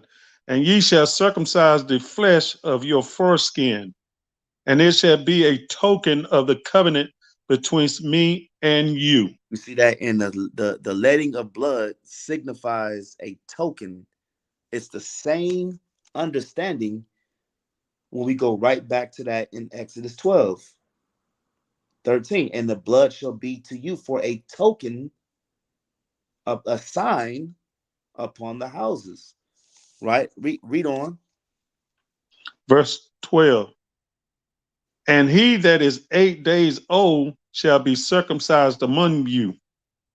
Every man child in your generations, he that is born in the house or bought with money of any stranger which is not of thy seed. You see that? So that just goes into the circumcision of Abraham, right? 8 days old. Our young brothers are supposed to. And look, if you got a young child, we know brothers is coming in, and they got sons being born. Hey, it's a righteous thing if you can get them circumcised on the 8th day, right? That's the law, right? So I'm gonna also get this and let's see, let's get 1 John 1:7. 1 John chapter 1 verse 7.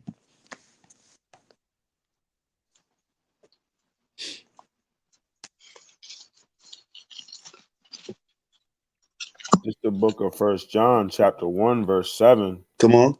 Brethren, I write no new commandment unto you. Wait, Salaki, where you at? 1 John 1:7. Oh, Salaki, I'm sorry. I was at 2 and 7. Salaki, I'm sorry. Oh, you good, King, you good. This is 1 John chapter 1 verse 7. But if we walk in the light as he is in the light, we have fellowship one with another, and the blood of Yahawashi HaMashiach, his son, cleanseth us from all sin. So I just want to bring that out, right? About how the blood, right, was a token. Yahawah's blood was also a token for what? Our ability to be grafted back in. That goes into Romans 9, right? Now that we can be grafted back in. Everybody on this panel was wicked at one time. Right? Yahawah came in and have it to where now we can be righteous. Now we can be the wild branches grafted back in. Right? And you got to get the Most High hand for that, because he sent his son to do that. We talking about everybody else's sons dying. Pharaoh said, I had it. They can go. My son died. The Most High God sent his son as well, right? So let me get this also. I'm going to get Leviticus 17 and 11. Right? I'm going to get Leviticus 17 and 11. I just showed up, so I'll bring it out. It says, for the life of the flesh is in the blood. You know what I'm saying? So ultimately the life, right, is in the blood. For the life of the flesh is in the blood. And I have given it to you upon the altar to make an atonement for your souls. For it is the blood that maketh atonement for the soul. So life is in the blood. This is why we don't eat food with blood in it. There's life. We cook it out. There's life in that. Right? That's right. Come. All praises. Y'all with me? Con. Con. All right, come. Let's go back to Exodus 12. Let's go right back to Exodus 12. So now, so for y'all at home, again, as we going through these, take notes on how to properly keep this feast day, this high holy day, right? Because this is it's beautiful, like everybody didn't get it right the first year, the second year, but as you start to, this is why camps are important. This is why congregations are important, because we can teach each other how to build this thing up and do this thing correctly, right? And how these understandings being brought out through the Spirit, especially during these times, man. Especially, there's a lot of death going on. Hey, a death angel out, especially during the Passover season. Hey, it's time to really start to rehearse these righteous acts. So, where we at? Let's get Exodus 12. And now let's get verse 14. You want them a lot? This book of Exodus, chapter 12, verse 14. And this day shall be upon you for a memorial, and ye shall keep it a feast to the Most High throughout your generations. Ye shall keep it a feast by an ordinance forever. How long? Forever. Forever, right? Forever, right? So these things must be done. We established in Leviticus 23, 21. No matter where you at, right? These things must be done forever. Read verse 15. Verse 15. Uh-huh. 7 days shall ye eat unleavened bread. Even the first day ye shall put away leaven out of your houses. See that? So let's For whoso stop right there real quick. It says you must eat unleavened bread. It's no, well, I'm not eating any bread. I'm gonna just play it safe. No, as an Israelite, it's your job to understand what unleavened bread is and eat it. You must eat. Read that part again. There's no Con. wiggle room. Read that again. Verse 15. 7 days shall ye eat unleavened bread, So that's a law. even Right the there. first day. That's a Con. law. A law right there is you must eat unleavened bread for 7 days. People want to, make excuses and find ways to wiggle out. Well, I'm not going to eat. I don't know what unleavened bread is. Listen, you got to find out what has leaven and what doesn't have leaven. Read on, King. Con. That means all 7 days, every day of those 7 days. Con. So like, even the first day ye shall put away leaven out of your houses. For whosoever eateth leavened bread from the first day until the 7th day, that soul shall be cut off from Israel. You see that? So you must, not only are we eating unleavened bread, but you have to take the leaven out of your house. Ephraim, do you got a list of them, that leavened bread, that leavening agent? Con. All right, Khan. So as Ephraim bringing up the list of agents or leavening agents, right? And this is things that go out every year around Passover. So if you at home, screenshot it, write it down, right? I'll go through the list. These are leavening agents. If you see these labels, remove it from your house speedily before Passover. So it's our job as watchmen and brothers that got love for our nation to get this understanding out to you before the Passover. Right? So here's the list. Sodium bicarbonate, get it out your house. Sodium acid, pyrophosphate, baking powder, ammonium hydrogen carbonate, ammonium bicarbonate, potassium bicarbonate, buttermilk, eggs, kefir, beer, brewer's yeast, ginger beer, leaven, sodium pyrophosphate, yeast, cream of tartar, sodium aluminum, phosphate, monocalcium, calcium, monocalcium, calcium phosphate, primary calcium phosphate, baking soda, and baker's yeast. Take a Damn, King, you was hitting all those $1 million words. Hey, hey, Salaki, hey, Ephraim, where you get this list from? You want this one instead? is Yeah, where you another. find that one at? Cause that one had eggs on it. I ain't never seen that on no list before. Yeah, At 11. me either. Cause I I know people noticed be that eating also. hella, yeah, people be eating hella eggs around Passover Oh, for yeah, that's unleavened bread. right. Yeah, I never knew that egg Well, shoot that take out a lot of stuff. yeah, look it up. Look it up. And then here's the list that has items that may contain leaven. This is Passover Feast of Unleavened Bread: crackers, baked goods, pancakes, bread, pastries, waffles, cookies, and snacks. Soda pop, bottled water, meats, turkey, bacon, and sausage.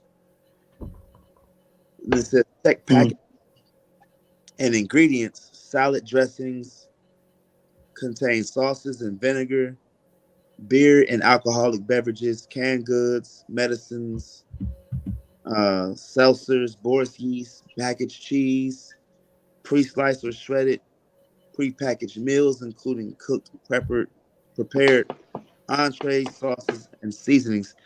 And of course, if you got that Gadite spice from our brother Gayal, he always puts out, before Passover, that his Gadite spiced 144K sauce does have leavening agents. So, It got vinegar. Anything that got vinegar. I don't know if that was on the previous list. Yeah, yeah, vinegar's a part of it too.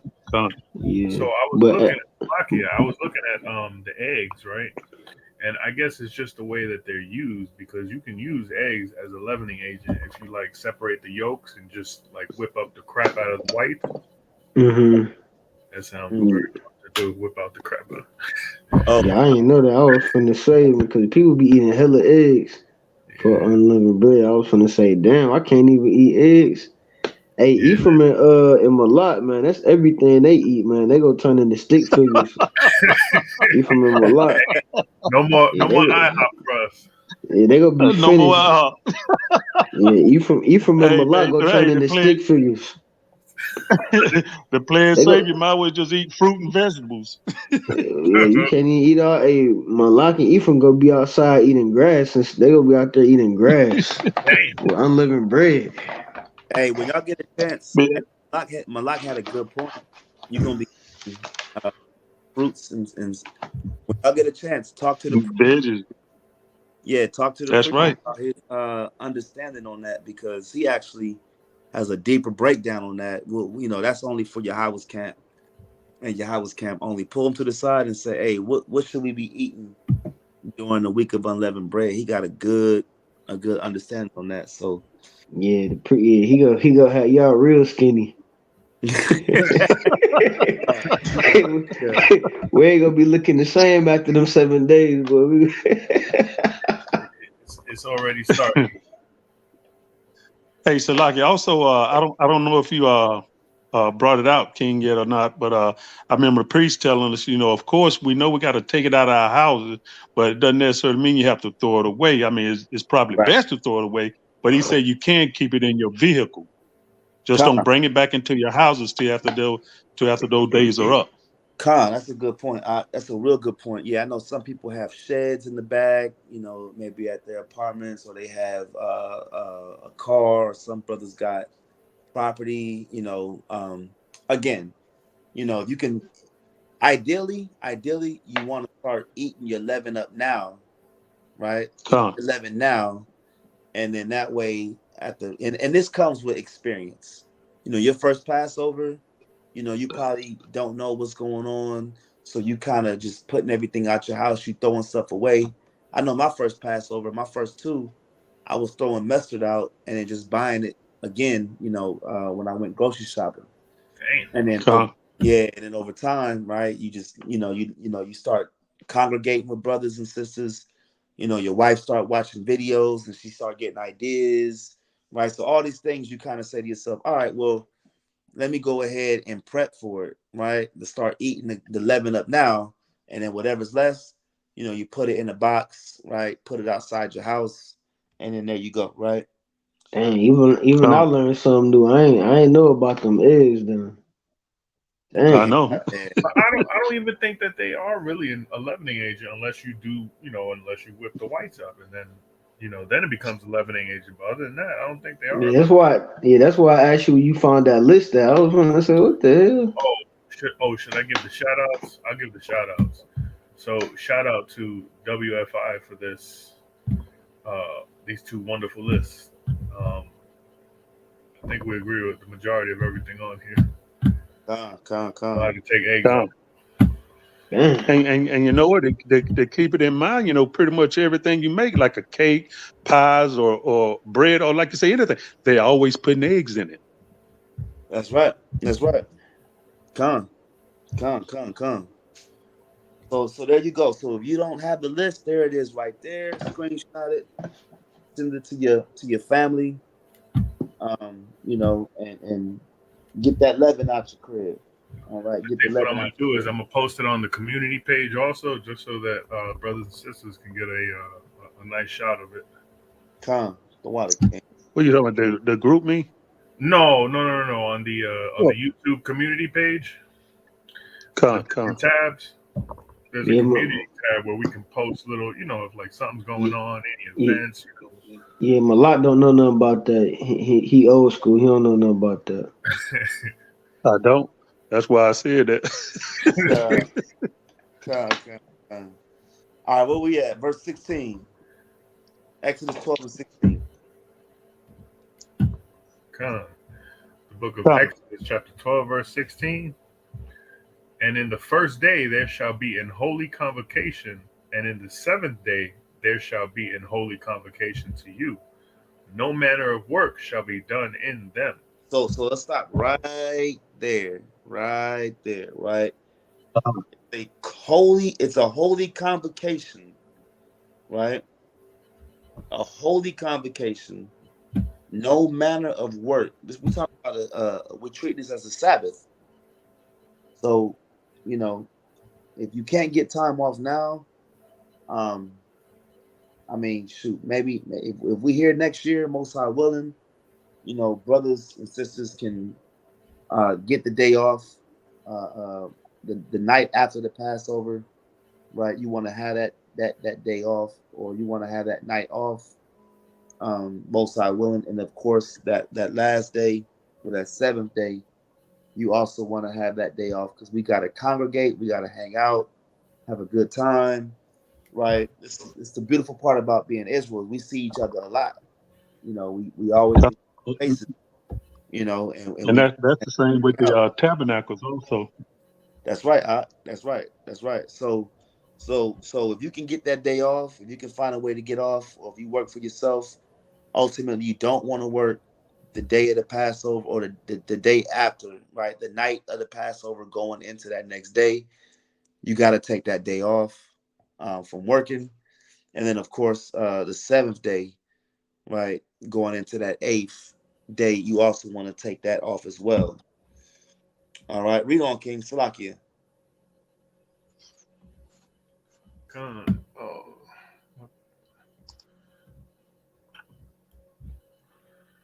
go back. I was trying to pull up the Yeah, different. 17. 16. Salakia, 16. And in the first day there shall be an holy convocation, and in the seventh day there shall be an holy convocation to you. No manner of work shall be done in them, save that which every man must eat. That only may be done of you. All right. So, and real quick, when you look up that word eat, I was studying that last part when it says, save that which every man must eat. When you go into the Hebrew word for eat, it literally means to burn or consume. So the brother that is cooking that lamb throughout the night, he's okay to do that. Right? He's okay to do that. Look up that word. Yeah, I see you going to it. What's that? Strong's H 398. Achel. Achel. Look at that third definition: to devour, consume of fire. Right? To consume, destroy, annihilate. Now look at the Strong's concordance. It says to eat, of course, right? But it says at all to burn up, consume, or devour, which is, basically he's okay to cook that lamb throughout the night. That's not considered work. Right? So you're okay to cook the last of that lamb, right? To burn it through the night, add more coals. You might have to get more sticks, do more labor to keep that fire hot to burn the rest of that lamb. That's okay for him to do that. Con. All right. Verse 17. Con. And ye shall observe the feast of unleavened bread. For in this self same day have I brought your armies out of the land of Egypt. Therefore shall ye observe this day in your generations by an ordinance forever. Come on.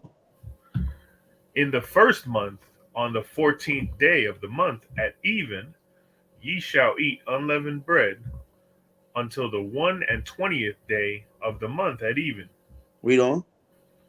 7 days shall there be no leaven found in your houses. So for 7 days, get the leaven out your houses, right? Get that leaven out your house, right? For 7 days. Find somewhere to put it, right? If you got to throw it out, if you have nowhere to go, throw it out your house. The Most High will bless you with money to buy more mustard and vinegar, whatever you got to have, right? But find a way to get it out your house. If you're in the area and you don't have a way to get it out your house, reach out to one of us. We'll find a way to keep it out your crib and have you rehearse the righteous acts properly, right? Read on. Con. Salakia. For whosoever eateth that which is leavened, even that soul shall be cut off from the congregation of Israel, whether he be a stranger or born in the land. All right, so real quick, let's get that word stranger in the Hebrew. All right, let's get the word stranger in the Hebrew because there's like 4 types of stranger in Hebrew, right? So we don't, at YAHAWAH'S camp, we don't subscribe to the idea that another nation keep the Passover. Right? That's right. We like if you an Israelite, because the ultimately the Passover is about Israel being redeemed from the other nation of Egypt. So what does a Moabite have to do with the Passover? What does the Edomite have to do with the Passover? Right? So that word stranger, let's get that real quick, because it says whether he be a stranger or born in the land. This is a law for when we come into the land. The Most High knew that we were going to have Israelites that were going to travel from all over the 4 corners of the world to come to Jerusalem and worship and keep the Passover. I'm going to say that again. The Most High knew that we were going to be scattered. This is why Acts 2 is important. Because when you go to Acts 2, you see Israelites from all over keeping the day of Pentecost, which is first fruits. The Most High knew that this was going to be an ordinance. So when you're in Greece or you're in Cappadocia or you're in Egypt, wherever, Philippi, wherever, right? Let's say you were born in one of these providences and you weren't born in the land, you were considered a stranger, right? So whether it says whether he be a stranger or born in the land, bring that out. And then Gad, can you get me Leviticus 25:35, King? Con. All right, get that word stranger in the Hebrew, Baba Kasha. Okay, let me pull that up again.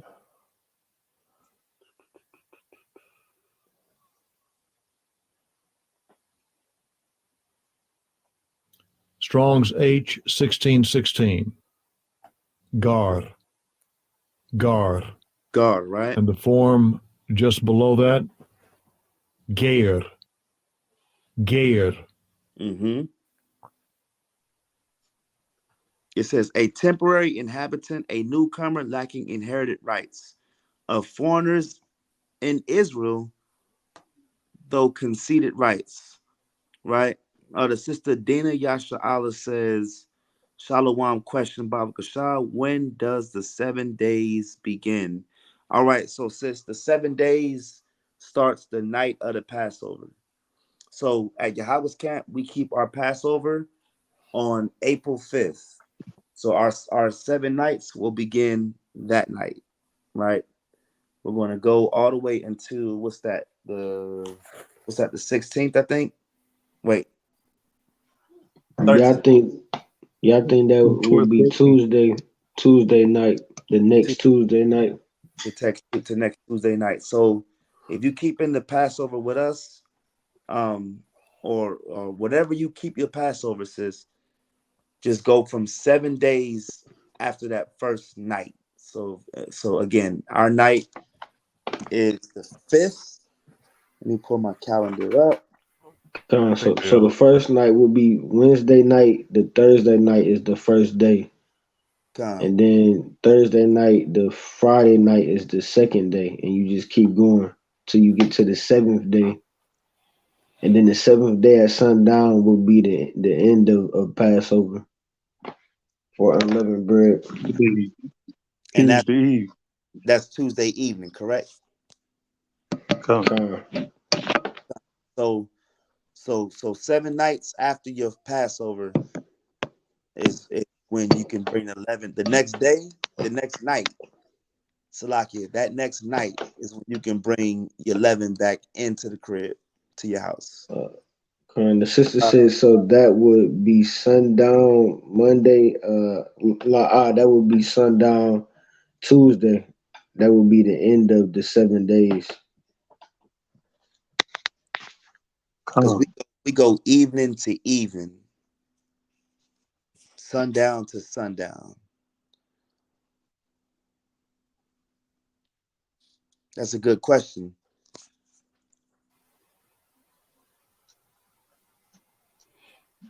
Where we at? Sojourner?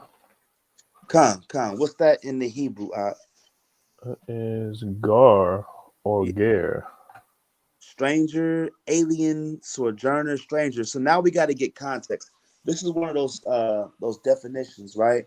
Where we got to get context to understand what type of stranger this is. So it says whether he be a stranger or born in the land.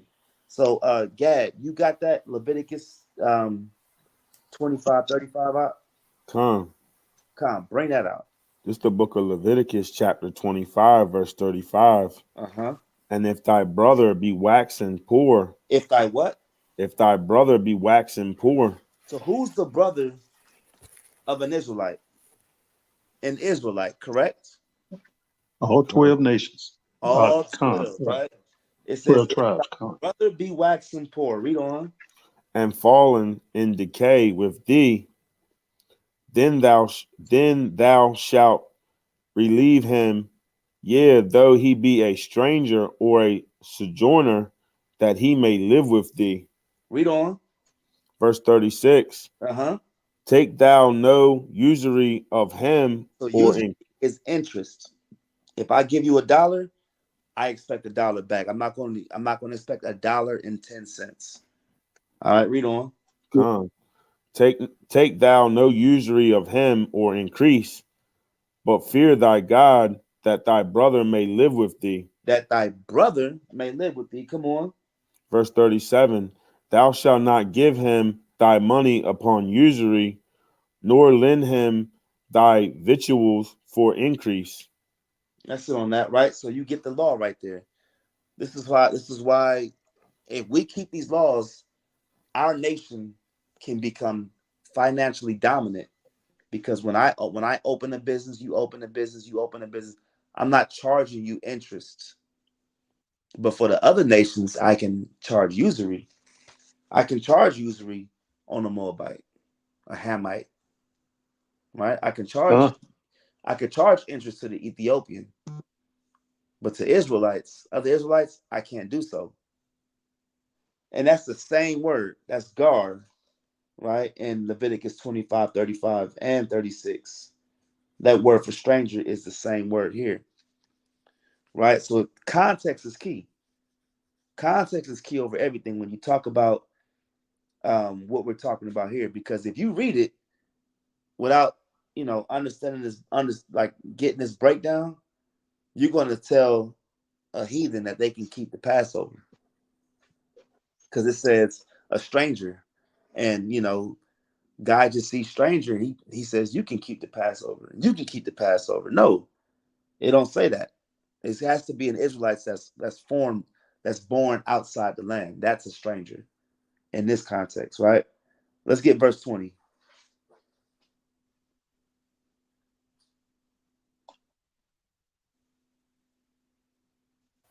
Con. Verse 20, ye shall eat nothing leavened, in all your habitations shall ye eat unleavened bread.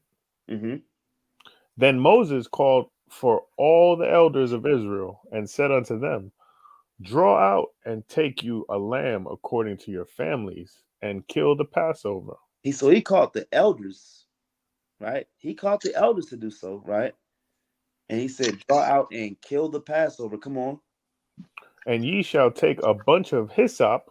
A bunch of what? A bunch of hyssop. Does anybody know what the significance of hyssop represents?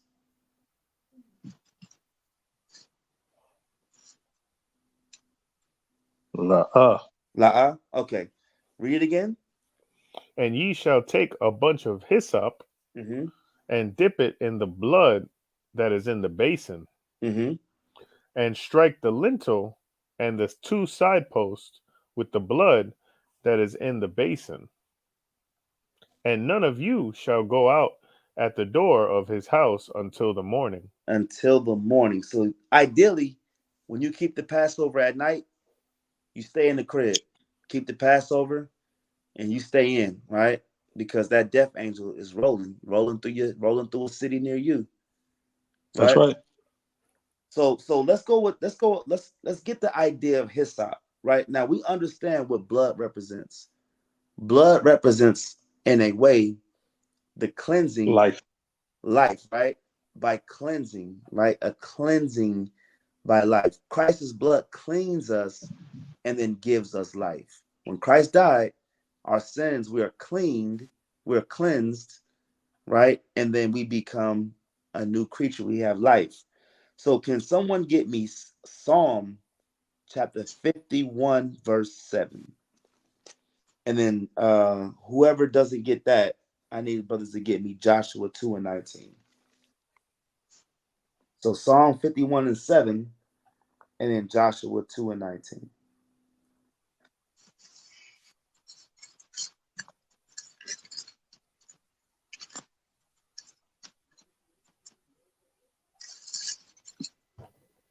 Con, this is the book of Psalms, chapter 51, verse 7. Come on.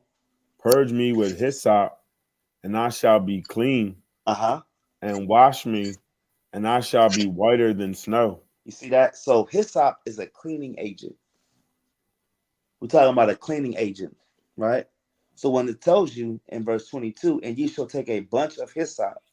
Hey, this is how you know that we're talking about black folks, by the way. So look how he said it. And you shall take a bunch of hyssop.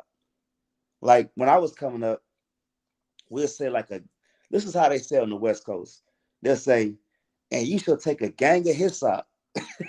You know what I'm saying? Like a grip of hyssop, right? Right? Yeah. Or in New York, they say what? They say mad. You should take mad hyssop. So you shall take a bunch of hyssop, right? Esau. We would say gang down there.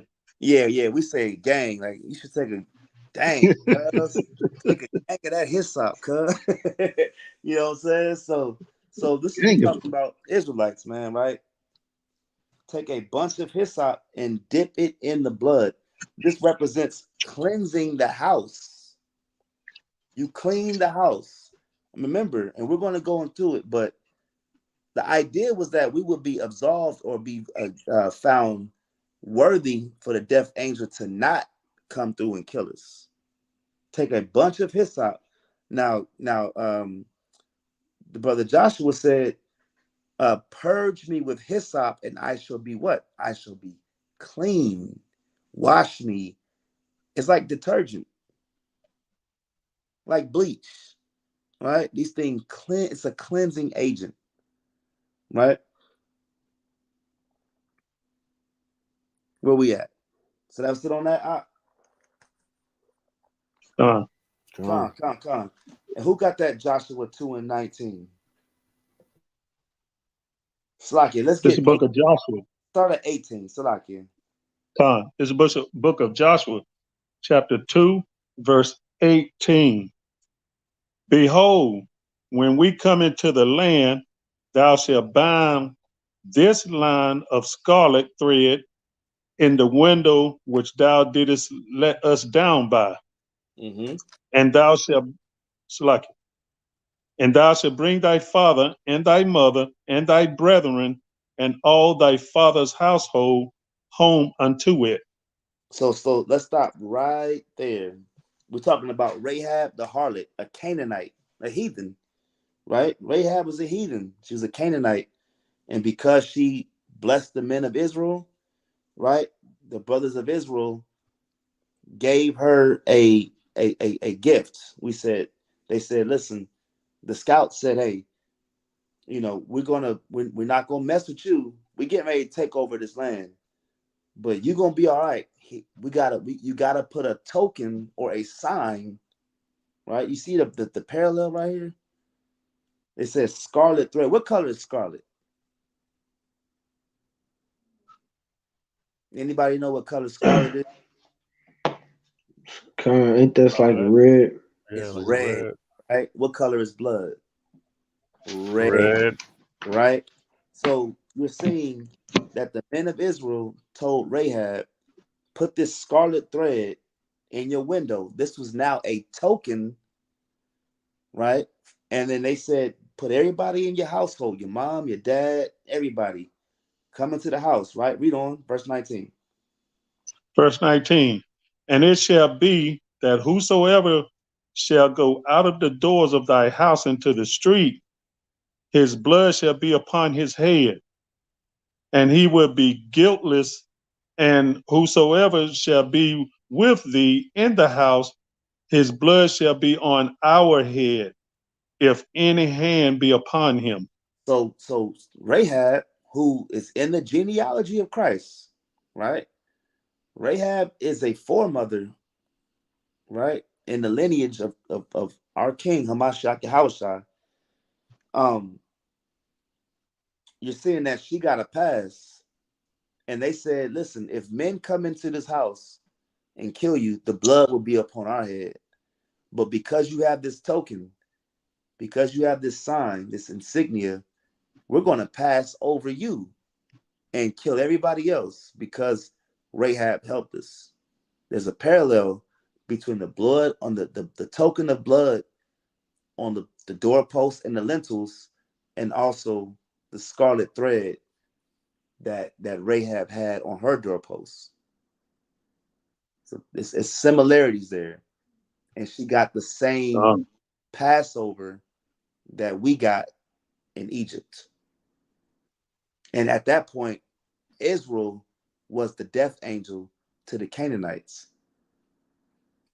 We passed through the land of Canaan and killed all the Canaanites, but we passed over Rahab's house. Y'all get that? Come. All right, let's go right back to that Exodus 12. Right? And 22, I'm going to read verse 22. And ye shall take a bunch of hyssop and dip it in the blood that is in the basin and strike the lintel and the two side posts with the blood that is in the basin. That's that scarlet token that it's talking about. And none of you shall go out at the door of his house until the morning. Ephraim, can you get verse 23? Con. For the Lord will pass through to smite the Egyptians. So the pass through is you're being smitten. You don't want to be on the side of being passed through, right? You're going to be killed. Read on. Con. And when he seeth the blood upon the lintel, And on the two side posts, the Lord will pass over the door. Do you see that? But when he sees a righteous Israelite keeping the commandments and doing what their father commands, he's going to pass over you. That's why we call it the Passover, because we were passed over by Yahawashi, the death angel. Right? We were passed over. Read on. And will not suffer the destroyer to come in unto your houses to smite you. You see that? That means we're now the past, like we've been passed over. Christ is our Passover. Right? We were spared. Right? That's why Joshua 2:19 was important, because Israel passed over Rahab's house. Read on. And ye shall observe this thing for an ordinance to thee and to thy sons forever. Read on. And it shall come to pass, when ye be come to the land which the Lord will give you, according as he hath promised, that ye shall keep this service. So by this point, if you're taking notes and you're writing little notes down and things like that, you should understand how to keep Passover, how to keep unleavened bread, right? How to do them properly. Now, you don't got to put blood outside your doorpost, but if you want to, hey, that's fine too, right? If you want to, that's fine too. But ultimately, you gather together. It's a holy convocation on the first night and on the seventh night, right? So you got those things that you got to write down, that you got to understand, right? Let's read on. Verse 26. Come. And it shall come to pass, when your children shall say unto you, what mean ye by this service? That ye shall say, it is the sacrifice of the Lord's Passover. So we got to teach this to our children. Teach it to our children. Your children, your young children, you got to have them understand why they're. That's a law right here. It's a law right here. You got to teach your children why we keep the Passover. All right, read on. Khan, who passed over the houses of the children of Israel in Egypt, when he smote the Egyptians and delivered our houses, and the people bowed the head and worshiped. You see that? And you see Yahawah's name right there when it says, and delivered. Right? And delivered. He is deliverance, or he is salvation. Right? I always say this. In order for Israel to live in peace, the other nations must be destroyed. In order for us to live in peace and to be on top, you can't have two alpha males. You can't have two big dogs in the yard, right? You can't have two dominant nations, right? It's either one nation's going to have to fold, and through the spirit of the Most High God and His Son Yahawashi, right? Israel is going to be on top, because we need a deliverer that's going to destroy these other nations and then establish us as the heirs to the world, right? Can somebody get me Psalm 44:1? Psalm 44:1, and I think I'm gonna need also Deuteronomy 6 and 7. Deuteronomy 6 and 7. I think that's what I need. And then we almost done.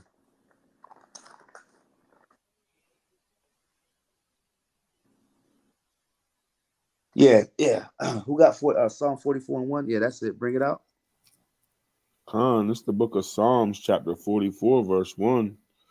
We have heard with our ears, O God, our fathers have told us what work thou didst in their days, in the times of old. You see that? So even King David got the history of the Passover. Right? Even King David was, listen, we're talking about oral tradition and even codified words that was written down, but it still nevertheless was passed down. Right? Read verse 2. Come, verse 2. How thou didst drive out the heathen with thy hand, and plantedest them, how thou didst afflict the people and cast them out. You see that? So all of the wars that the Most High fought for us, right? It ain't just the Passover, right? A lot of wars, a lot of things that happen, we pass these things down. So if you coming in this truth as a young brother or a young sister, one of the things that you must focus on is learning as much as you can so you can teach your children. How much can I learn so I can, fulfill this law and teach my children? This is Deuteronomy 7:6, and it says, "And thou shalt teach them," talking about your children, "and thou shalt teach them diligently unto thy children, and shalt talk of them when thou sittest in thine house, and when thou walkest by the way, and when thou liest down, and when thou risest up." Right? So you see that where Yahweh says, "When your children shall say unto you," this is again Exodus 12:26. "When your children shall say unto you, What mean ye by this service?" Right? Verse 27, "That ye shall say, It is the sacrifice of the Lord's Passover, who passed over the houses of the children of Israel in Egypt, when he smote the Egyptians and delivered our houses. And the people bowed the head and worshipped." 28, "And the children of Israel went away and did as the Lord had commanded Moses and Aaron, so did they." All right. Now let's jump down to 43. If somebody can get Exodus 12:43. And then we're going to go down to verse 51, and that'll be it. God. The book of Exodus, chapter 12, verse 43. "And the Lord said unto Moses and Aaron, This is the ordinance of the Passover. There shall no stranger eat thereof." Now that first stranger we saw that can keep it, that was the word ger. Is this the same word in 43 that you see in verse 19? Let's find out. Strong's H 5236. Oh wait, that's a different word. Nahar. What's it? Nahar. Nahar. It's not ger, it's nahar. It's a whole different definition. Right? Foreign, alien, right? Foreignness, alien. Look at the Strong's definition. A foreigner, heathendom. So you see the difference between a stranger that can keep the Passover, one that's not born in the land. You see the context is telling you that this stranger in verse 19 is the stranger that's not born in the land. And then you just got a regular old stranger in verse 43, which is a heathen. The Moabite can't keep the Passover. It wasn't for him. He didn't get delivered. Why would he keep the Passover? Why would an Egyptian keep the Passover? That's like black folks celebrating the 4th of July. Right? Why? What, you were still a slave. Right? That's like the small hats, you know what I'm saying, or a German or whoever. You get what I'm saying. It's not for you. What are you doing? Salakia, that's like the Gadites celebrating Thanksgiving. Exactly. Oh, that's a good one, Gad. That's a real good one. That's like the damn Gadite celebrating damn Thanksgiving. Right? A damn Egyptian trying to keep the Passover. That don't make sense. There's two types of stranger. It's like 4 types of stranger, but in the same chapter, you get 2 different definitions. Nahar and Ger. All right. Hey, Salakia King, reckon why they didn't just put the word foreigner there? It was just maybe they didn't have that word, or just stranger kind of meant more than one word. Yeah, that's a good question. It could just be how the translators, because when you read it in Hebrew, if I read verse 19, it's gonna say, whether he be a geher or born in the land. That's what it's gonna say. It's gonna say whether he be geher, right? But when I read verse 43, it says, "There shall no nachar eat thereof." As a Hebrew, I got two different definitions, and I got two different words. But when that joint gets codified, and of course they transliterate it, and it goes through different types of publishing processes, they just say, we'll just put the word stranger there. Yeah, just add stranger. And if you just reading, you confused. You confused as hell because you on one section, you like, yeah, a stranger can keep it. Then another part, you like, a stranger can't keep it? What are we talking about? Salakia, if you go to verse 48, there's some more meat on the cake right there. We're going to get right to that. Oh, okay. Salakia. But yeah, you're right. You're right. There's more meat on that, right? So let's get verse 44. So a stranger can't keep the Passover, right? A Nachar, he can't keep the Passover. Read verse 44.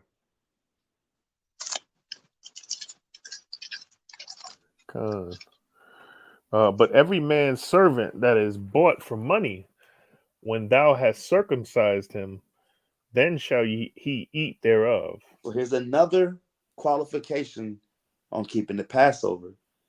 So we know that Israelites were circumcised on the 8th day, but even the servants, right?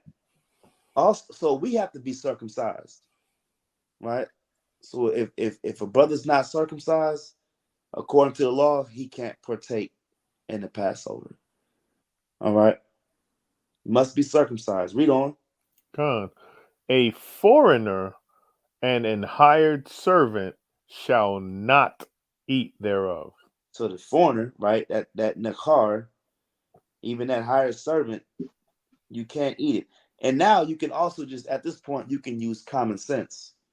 If I'm an Israelite, right? If I'm an Israelite that I'm working off my year of Jubilee, I'm in my year, and it's, I'm working, year of Jubilees is, 3 years away, and I've been working, 4 years, and I got 3 more years to work this debt off.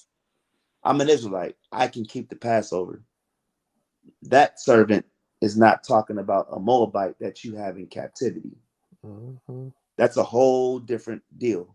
So just using common facts and common logic, right? Just use logic. If you're an Israelite, you keep the Passover. If you're not an Israelite, don't do it. And Esau can't come over. They can't. Hey, the sister Dina had a good point. People celebrating St. Patrick's Day, right? You celebrating St. Patrick's Day, that's madness, right? But our people celebrate all kind of stuff, man. They just want to be accepted, and they don't even keep the feast of the Most High.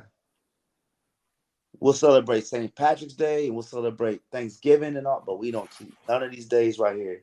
That's why it's important for us to reteach this. Every year you got to reteach this, how to keep the Passover properly. Right? Verse 46. In one house shall it be eaten. Thou shalt not carry forth aught of the flesh abroad out of the house. So that Passover must be eaten in that location. You can't go bring somebody a plate, right? Bring me a plate. It ain't that type of meal. This meal. That's right. Ain't that type of party? It ain't that type of party. This is a holy convocation. This is a sacred ordinance, right? Very sacred. Passover is very sacred. It's up there with the Day of Atonement, right? All these things, they go hand in hand. So, you got a brother that's, he at work and bring me a plate. No, you're going to get struck down while you walking with the plate. Right. And there's a law. If you can't keep the Passover in month 1, you can keep it in month 2. So if you miss the law, if you miss the Passover and you don't do it right, you got next month to make it up. That's right. I seen brothers make it up. If they Passover wasn't done correctly or they were in folly, right? They went back and redid it through the Spirit. And all praises for that, right? It's like, and that's just like the aqua they have their flour. That's right. That's right. You know, and so if you miss it, you was unclean for some reason, you didn't do it right, you had a makeup period the second month on the 14th day of the second month.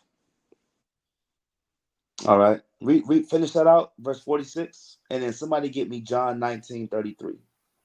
Gone. If one house shall be eaten, thou shalt not carry forth aught of the flesh abroad out of the house, neither shall ye break a bone thereof. You should not break a bone thereof, right? So when you talk to some of these brothers that's non-messianic, they don't believe in the Messiah. They'll say you that Christ was a blemished offering. They'll tell you this. I had a brother. I had a brother call me a couple years ago. What was it, about what? It was about 2 years ago? About 2 years ago, brother called me and told me that Christ was a blemished offering because he was whipped and he was scourged with cords, and the brother was ultimately hung on a cross. And I'm new, I don't know a damn thing. So I was like, man. So I went and I had to call Priest Yakanan, and Priest Yakanan gave me the sense, and it said, and Yakanan would say, hey, shout out to the priest. He said they didn't break his bones. So even though he was whipped, he still wasn't blemished. He still was an acceptable offering. We read throughout the scriptures on why he was accepted. He was just. He did no wrong. He was pure. All these things, right? Hebrews 9:14. But ultimately, there was no bones broken. Right? Let's get that. John 19:33. This book of John, chapter 19, verse 33. Start at 32. But when they came, start where? 32, my bad. 32. Come.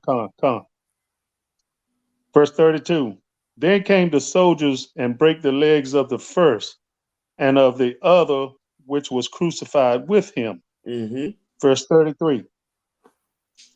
But when they came to YAHAWAH'S and saw that he was dead already, they brake not his legs. So he doesn't qualify for an unblemished offering because his legs were not broken. You can't break the bone of the Passover. Read on. Come. Verse 34. But one of the soldiers with a spear pierced his side, and forthwith came there out blood and water. Read on. Verse 35. And he that saw it bear record, and his record is true, and he knoweth that he say true, that ye may believe. Read on 36. Verse 36. For these things were done, that the scripture should be fulfilled.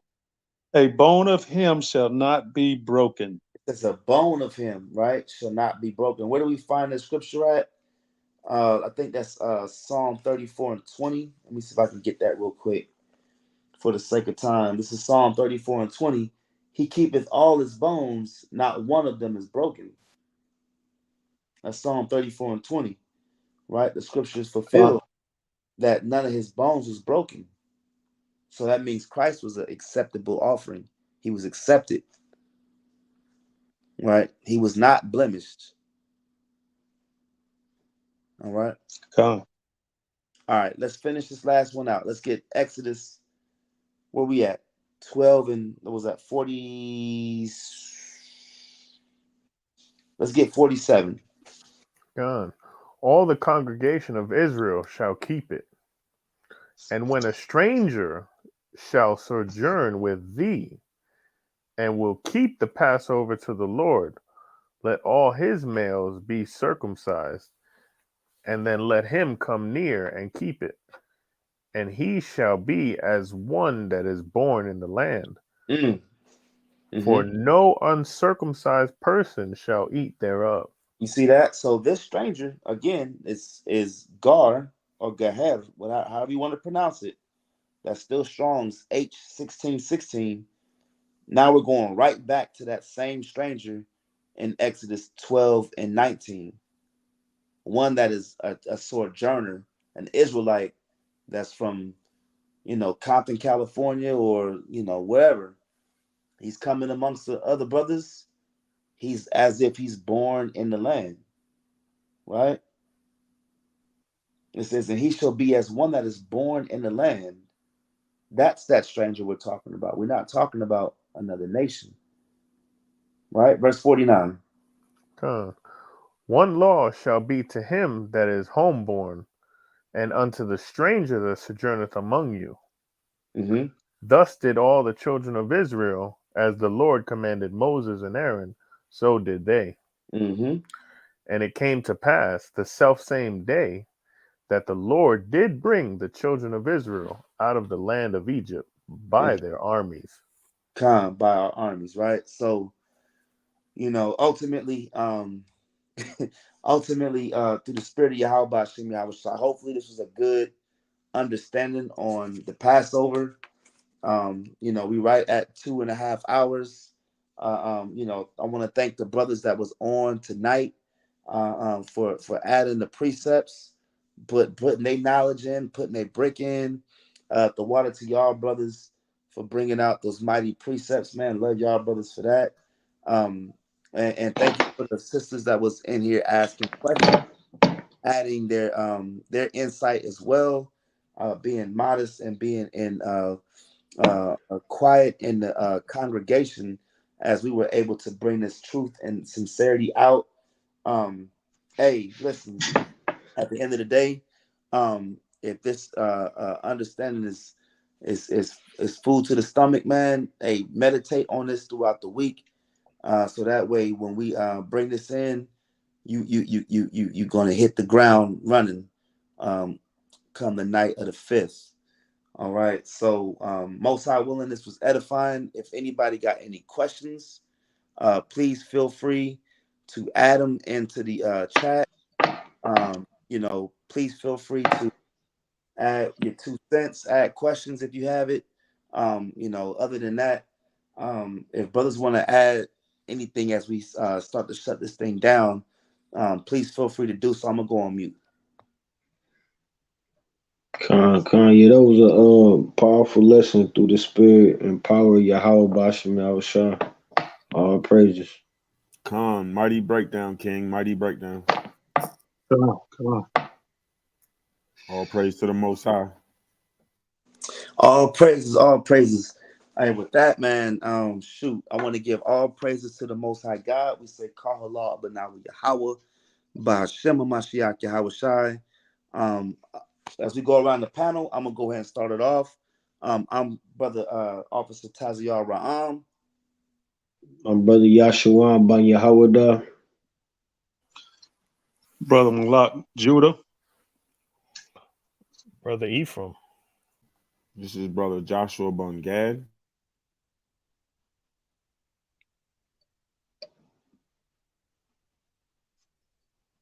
I think that's it.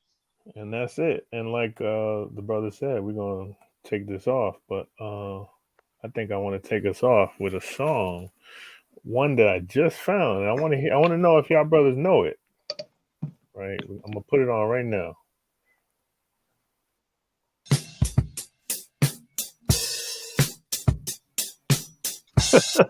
OJ. Hey, and we could go out with this. I'm good with that. Hey, is that a lamb? All right, watch out now. Right in the front. Watch y'all. The crazy thing is I've never seen this before in my life until a few days ago. My rib put me onto this, and I was like, "Oh wow, Wow. Where you been, Up? Hey, I've been in the Bronx under a rock, apparently." Praise. That's where the funk got started. Yeah. So praise, I was just listening to the lyrics on this song. Yeah, it's crazy. George Clinton was trying to bring it out back then. Yeah. So without further ado, ladies and gentlemen, adios. Shalom to the family. We out. Off my toe. Come on, girl. Put your Snoop Dogg, mother. Start out here, citizens of the universe, getting it on, partying on the mothership. When Gable's horn blow, you better be ready to go.